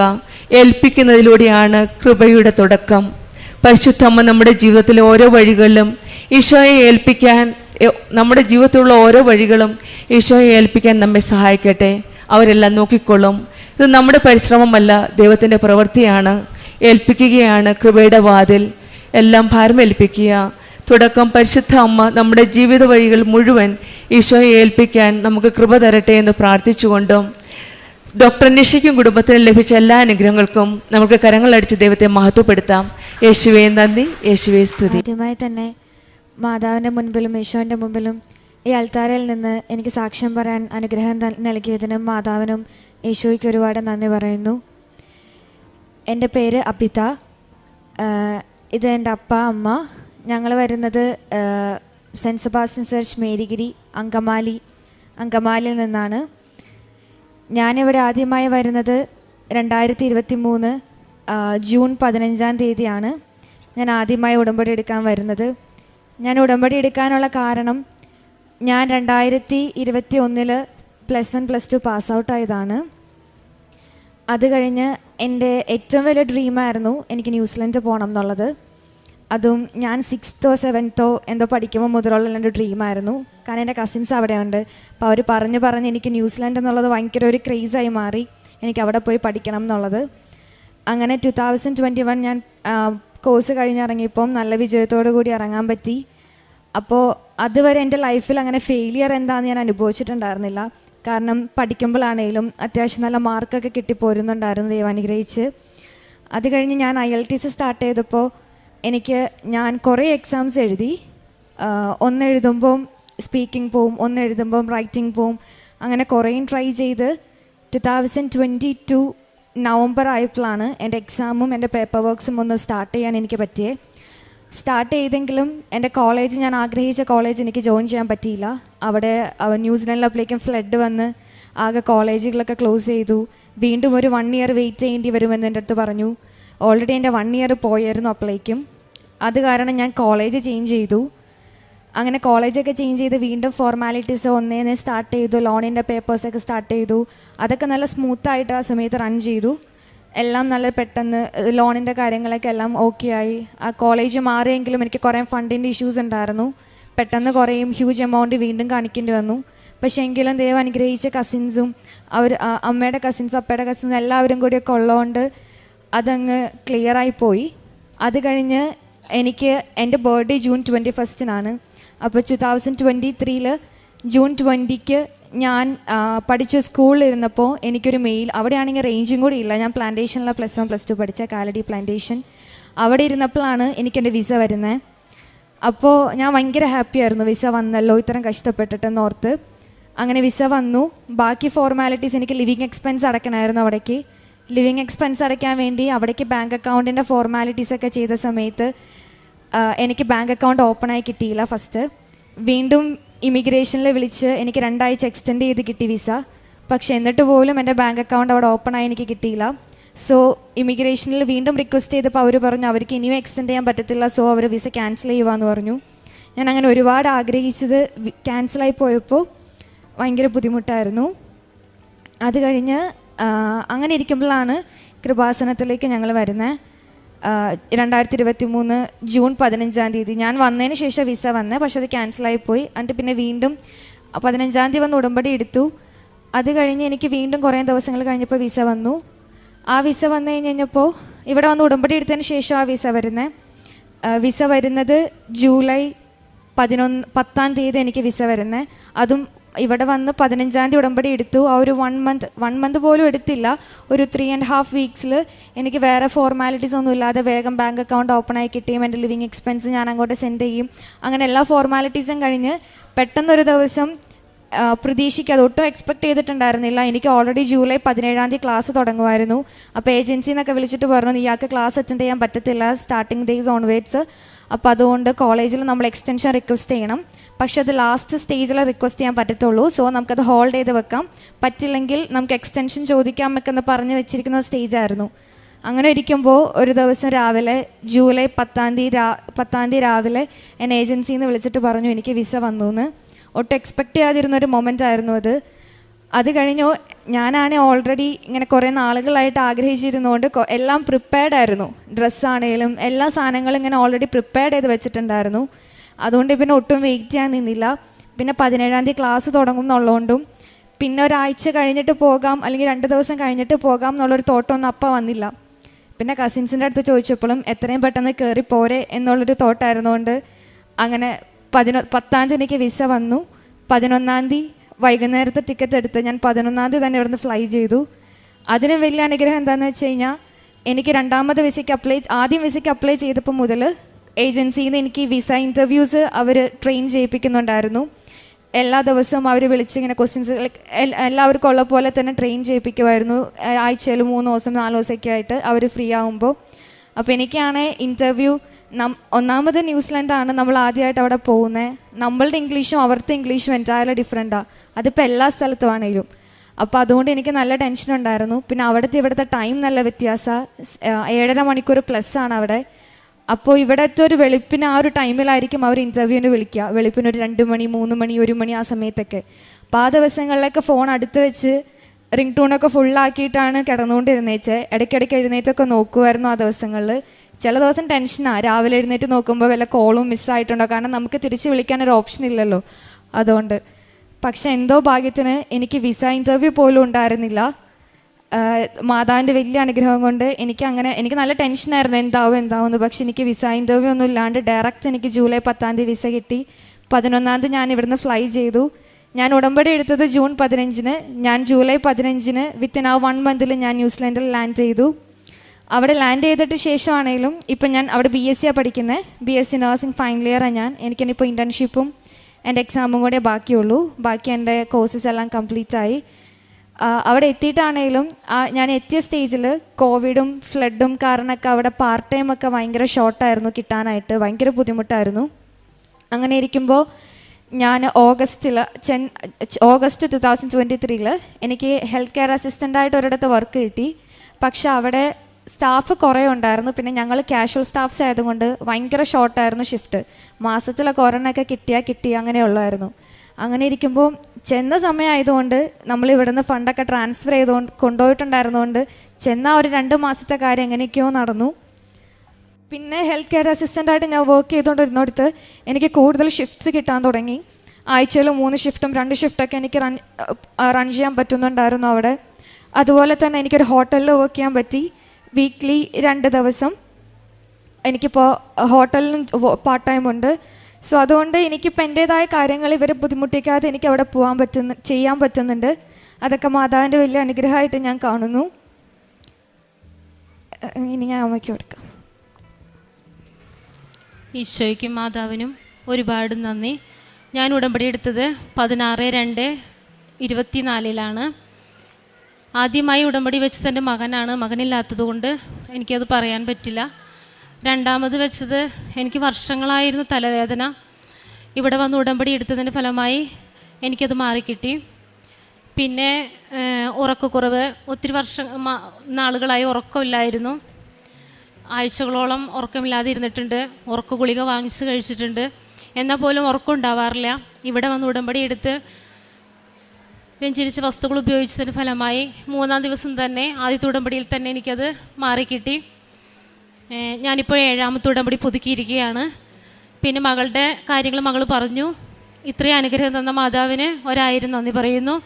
പ്രേക്ഷിത പ്രവർത്തനമായിട്ട് എല്ലാ മാസവും ഞാൻ എൻ്റെ മകനും ഇവിടെ വന്ന് വിശുദ്ധ കുർബാന സമർപ്പിച്ച് പത്രവും വാങ്ങിച്ച് പത്രം വിതരണം നടത്താറുണ്ട്. പ്രേക്ഷിത പ്രവർത്തനം നടത്താറുണ്ട്. പിന്നെ ഉടമ്പടി ധ്യാനം എല്ലാവർക്കും ഷെയർ ചെയ്യാറുണ്ട്. സാക്ഷ്യങ്ങൾ ഷെയർ ചെയ്യാറുണ്ട്. ഡെയിലി ബ്രെഡ് ഷെയർ ചെയ്ത് പ്രാർത്ഥിക്കാറുണ്ട്. കാരുണ്യ പ്രവർത്തികൾ ഞങ്ങൾ വീടിൻ്റെ അടുത്ത് ഒരു അപ്പച്ചന്മാർ താമസിക്കുന്ന സ്ഥലമുണ്ട്. 20 പേരോളം അവിടെയുണ്ട്. ഞങ്ങൾ ഒരു ഉടമ്പടി എടുത്ത എല്ലാവരും കൂടി ഒരു 10-13 പേരോളം ഉണ്ട്. ഞങ്ങളൊരു ഗ്രൂപ്പ് തുടങ്ങിയിട്ടുണ്ട്. കൃപായ എന്നാണ് ഗ്രൂപ്പിൻ്റെ പേര്. ഞങ്ങളെല്ലാവരും എല്ലാ ആഴ്ചകളിലും അവിടെ പോയി അവരെ കുളിപ്പിക്കുകയും അവിടെ ക്ലീൻ ചെയ്യുകയും റൂമൊക്കെ ക്ലീൻ ചെയ്ത് അവർക്ക് വേണ്ട ഭക്ഷണം കൊടുക്കുക, വസ്ത്രം കൊടുക്കുക ഞങ്ങൾ ഗ്രൂപ്പായിട്ട് തന്നെ ഞങ്ങൾ ചെയ്യുന്നുണ്ട്. അതുപോലെ തന്നെ ഞങ്ങൾ ഗ്രൂപ്പിൽ നിന്ന് തന്നെ ഓരോരുത്തരുടെ ബുദ്ധിമുട്ടുകൾ, അതായത് ആർക്കെങ്കിലും എന്തെങ്കിലും ആവശ്യങ്ങളുണ്ടെങ്കിൽ ഞങ്ങൾ ഗ്രൂപ്പിൽ പറഞ്ഞ് പ്രാർത്ഥിക്കാറുണ്ട്. ജപമാല ചൊല്ലാറുണ്ട്. അത്ര കാര്യങ്ങൾ ഞങ്ങൾ ചെയ്തിട്ടുണ്ട്. പിന്നെ പ്രേക്ഷിത പ്രവർത്തനത്തിൽ ഞങ്ങൾ വെഞ്ചരിച്ച വസ്തുക്കൾ കൊടുക്കാറുണ്ട്. പിന്നെ ആത്മീയമായിട്ട് എനിക്ക് നിയോഗങ്ങളെക്കാളുപരി ആത്മീയമായി വളരാനാണ് സാധിച്ചിരിക്കുന്നത്. ഞായറാഴ്ച മാത്രം പള്ളിയിൽ പോയിക്കൊണ്ടിരുന്ന ഞാനാണ്. ഉടമ്പടി എടുത്ത് ഇതുവരെയും ഞാൻ വിശുദ്ധ കുർബാന മുടക്കിയിട്ടില്ല. കുമ്പസാരം 2 ആഴ്ച എത്തുമ്പോൾ കുമ്പസാരിക്കാറുണ്ട്. ചിലപ്പോൾ ഒന്ന് വൈകാറുണ്ട്, എന്നാലും ഒത്തിരി വൈകാറില്ല. ഞാൻ ഓടിപ്പോയി കുമ്പസാരിക്കും. ബൈബിൾ വായന അങ്ങനെയുള്ള എല്ലാ കാര്യങ്ങളും ചെയ്യാറുണ്ട്. കൊന്ത ചൊല്ലാറുണ്ട്. രാവിലെ 4 മണിക്ക് എഴുന്നേറ്റ അരമണിക്കൂർ കൊന്ത, അരമണിക്കൂർ ബൈബിൾ വായിക്കും. അത് കഴിഞ്ഞ് പള്ളിയിൽ പോകും. അങ്ങനെ പിന്നെ ആത്മീയമായിട്ട് ഒരുപാട് പേർക്ക് സഹായിക്കാൻ പറ്റിയിട്ടുണ്ട്. അത്രയൊക്കെ ഞാൻ ചെയ്തിട്ടുണ്ട്. ഇത്രയും അനുഗ്രഹം തന്ന മാതാവിന് 1000 നന്ദി പറയുന്നു. 86-ാം സങ്കീർത്തനം 10-ാമത്തെ തിരുവചനം. എന്തെന്നാൽ അങ്ങ് വലിയവനാണ്, വിസ്മയകരമായ കാര്യങ്ങൾ അങ്ങ് നിർവഹിക്കുന്നു. അങ്ങ് മാത്രമാണ് ദൈവം. കർത്താവെ, ഞാൻ അങ്ങയുടെ സത്യത്തിൽ നടക്കേണ്ടതിന് അങ്ങയുടെ വഴി എന്നെ പഠിപ്പിക്കണമേ. അബിതയും കുടുംബവും ഇവിടെ വന്ന് പ്രത്യക്ഷീകരണ സാക്ഷ്യം ഏറ്റുപറയുന്നത് അവരുടെ വിശ്വാസ പ്രഖ്യാപനം നടത്തുവാനും അവരുടെ കുടുംബത്തിലുണ്ടായിട്ടുള്ള വലിയ അത്ഭുതങ്ങൾ ഉണ്ടായപ്പോൾ പരിശുദ്ധ അമ്മ എങ്ങനെയാണ് ഈശോയോട് മാധ്യസ്ഥം അപേക്ഷിച്ചുകൊണ്ട് ഈ അത്ഭുതങ്ങൾക്ക് ഉള്ള നീതി ലഭിച്ചതെന്നതിനെ കുറിച്ചാണ് ഇവർക്ക് പറയാനുള്ളത്. അബിത നമ്മോട് പറയുകയുണ്ടായി, മകൾക്ക് വല്ല സമയച്ചുരുക്കത്തിൻ്റെ ഒരു വലിയ അനുഗ്രഹമാണ് മകൾക്ക് ലഭിച്ചത്. ഇതിനെ ഒരു എയർലിഫ്റ്റഡ് സാക്ഷ്യം എന്ന് വേണമെങ്കിൽ നമുക്ക് പറയാം. കാരണം ന്യൂസിലൻഡ് സ്കോർ കിട്ടാനായി ഒരുപാട് മക്കളാണ് വളരെയധികം ബുദ്ധിമുട്ടുന്നതും അതിനുവേണ്ടി ആഗ്രഹിച്ചുകൊണ്ട് പ്രാർത്ഥിച്ചിരിക്കുന്നതും. അബിതയ്ക്ക് കിട്ടിയത് വളരെ ഈസി ആയിട്ടായിരുന്നു. തൻ്റെ വളരെ ചെറുപ്പം മുതലുള്ള ന്യൂസിലാൻഡിൽ പോയി പഠിക്കണം, അവിടെ ജോലി ചെയ്യണമെന്നുള്ളൊരു വലിയ ആഗ്രഹത്തിനെ പ്രാർത്ഥിച്ചുകൊണ്ടിരുന്നപ്പോൾ ഈ മകൾക്ക് ലഭിച്ചത് ഇൻ്റർവ്യൂ കൂടാതെ തന്നെ ന്യൂസിലാൻഡിലേക്ക് പോകാനുള്ള ഒരു വിസയാണ് ഈ മകൾക്ക് ലഭിച്ചിരിക്കുന്നത്. നമുക്കറിയാം, ഉടമ്പടി എടുക്കുമ്പോൾ പരിശുദ്ധ അമ്മ നമ്മെ നയിക്കുന്ന വലിയ വലിയ വിവിധങ്ങളായ വളരെ വിസ്മയിപ്പിക്കുന്ന വഴികളെക്കുറിച്ച് നാം എന്നും കേട്ടുകൊണ്ടിരിക്കുകയാണ്. ഈശോയ്ക്കും പരിശുദ്ധ അമ്മയ്ക്കും നന്ദി പറയാം. ഈ മകളുടെ ആഗ്രഹം പോലെ ചെറുപ്പകാലത്തുള്ള എല്ലാ ആഗ്രഹങ്ങളും ഇന്ന് ഈശോ സാധിപ്പിച്ചു കൊടുക്കുകയാണ്. ഒരു പാർട്ട് ടൈം ജോലി ചെയ്യാനുള്ള വലിയ സാധ്യതകൾ ഇന്ന് ന്യൂസിലാൻഡിൽ കൊടുത്തിരിക്കുന്നു. മക്കൾ പറയുന്നത് പോലെ പാഷനും പ്രൊഫഷനുമൊക്കെ പ്രാക്ടീസ് ചെയ്യാനുള്ള ഒരു വലിയ സാധ്യത ന്യൂസിലാൻഡിൽ, ഒരു ഡാൻസ് ടീച്ചറായി വർക്ക് ചെയ്യാനുള്ള ഒരു സാധ്യത, അതുപോലെ തന്നെ അതോടുകൂടി തന്നെ BSc നഴ്സിംഗ് പഠിക്കുവാനുള്ള ഒരു വലിയ സാധ്യത. ഈ അനുഗ്രഹങ്ങളെക്കാളെല്ലാം വളരെ കൃത്യമായി ഉടമ്പടി വിശ്വസ്തയോടുകൂടി പാലിക്കുവാനുള്ള അനുഗ്രഹം കൂടി മകൾക്ക് ലഭിച്ചിരിക്കുന്നുവെന്ന് ഏറ്റുപറയുകയുണ്ടായി. ഈ മകളെ അതിശയിപ്പിച്ചത് ഇവരുടെ കുടുംബത്തിലുള്ള അവരുടെ വലിയ മാറ്റങ്ങളാണ്. എല്ലാവരും എല്ലാ ദിവസവും കൃത്യമായി ദിവ്യബലിയിൽ പങ്കെടുക്കുകയും 1 മണിക്കൂർ മുൻപ്, ഉടമ്പടി പ്രാർത്ഥനയ്ക്ക് മുൻപ് 1 മണിക്കൂർ മുമ്പ് ജപമാല അർപ്പിക്കുവാനും അതുപോലെ തന്നെ കൃത്യമായ 1/2 മണിക്കൂർ വിശുദ്ധ ഗ്രന്ഥം വായിക്കുവാനൊക്കെയുള്ള സമയം അവർ ദൈവത്തിന് കൊടുക്കാനുള്ളത് കൊടുത്തതിന് ശേഷമാണ് അവരുടെ നിത്യകാര്യങ്ങൾ, അവർ ദൈനംദിന ജീവിതത്തിലേക്ക് അവർ കടക്കുന്നത്. അങ്ങനെ ജീവിതത്തിന് വലിയ ഒരു അടുക്കും ചിട്ടയും വന്ന ഉടമ്പടി ജീവിതം ഒരു ജീവിതക്രമമായ ഒരു നല്ല സാക്ഷ്യമാണിത്. സമയച്ചുരുക്കത്തിൻ്റെ അമ്മ ഇവർക്കെല്ലാം തന്നെ വളരെ മനോഹരമായി ഭംഗിയായതിനെല്ലാം പ്രാപിച്ചു കൊടുക്കുന്നതായി നമുക്ക് കാണാം. അബിതയുടെ അമ്മ സാക്ഷ്യപ്പെടുത്തുകയുണ്ടായി, അവർക്കുണ്ടായ ഒരുപാട് നാളായിട്ടുണ്ടായ തലവേദനയും അസ്വസ്ഥതകളും എല്ലാം ഈശോ പരിശുദ്ധ അമ്മയുടെ മധ്യസ്ഥം വഴി അവർക്ക് സൗഖ്യം നൽകി. അതുപോലെ തന്നെ ഇവരുടെ അപ്പയുടെ ഒരു വലിയ സാക്ഷ്യമുണ്ട്. അത് പറയാതിരുന്നതിന് കാരണം, അപ്പ ഒരു ഷോക്ക് അടിച്ചിട്ട് ഒരു കെട്ടിടത്തിൻ്റെ മുകളിൽ നിന്ന് താഴേക്ക് വീണിരുന്നു. അദ്ദേഹത്തിന് താൽക്കാലികമായ ട്രീറ്റ്മെൻറ്റ് നൽകിയിരുന്നു. നമുക്കറിയാം, ട്രീറ്റ്മെൻറ്റ് ലഭിച്ച കാര്യങ്ങളൊന്നും നമ്മളിവിടെ സാക്ഷ്യത്തിൽ രേഖപ്പെടുത്താറില്ല. പക്ഷേ പരിശുദ്ധ അമ്മയുടെ വലിയ ഒരു സംരക്ഷണവും ഈശോയുടെ ഹീലിങ്ങും അദ്ദേഹത്തിന് ലഭിച്ചതായി നമുക്ക് സാക്ഷ്യപ്പെടുത്താം. ഈശോയ്ക്കും പരിശുദ്ധ അമ്മയ്ക്കും നന്ദി പറയാം. നമുക്ക് എത്ര വലിയ അപകടങ്ങളുണ്ടായാലും ഈശോ നമ്മെ എപ്പോഴും സംരക്ഷിച്ചുകൊണ്ടിരിക്കും. കാരണം പരിശുദ്ധ അമ്മ നമുക്ക് വേണ്ടി മാധ്യസ്ഥം അപേക്ഷിച്ചുകൊണ്ടിരിക്കുകയാണ്. നമ്മുടെ ജീവിതത്തിലുള്ള എല്ലാ നിയോഗങ്ങളെയും, നമ്മുടെ എല്ലാ സങ്കടങ്ങളെയും ആശങ്കകളെയും എല്ലാം ഈ കുടുംബത്തിൻ്റെ സാക്ഷ്യത്തോട് ചേർത്ത് വെച്ച് ഈശോയ്ക്കും പരിശുദ്ധ അമ്മയ്ക്കും നല്ലൊരു കയ്യടി നൽകി ഈ സാക്ഷ്യം നമുക്ക് സമർപ്പിക്കാം.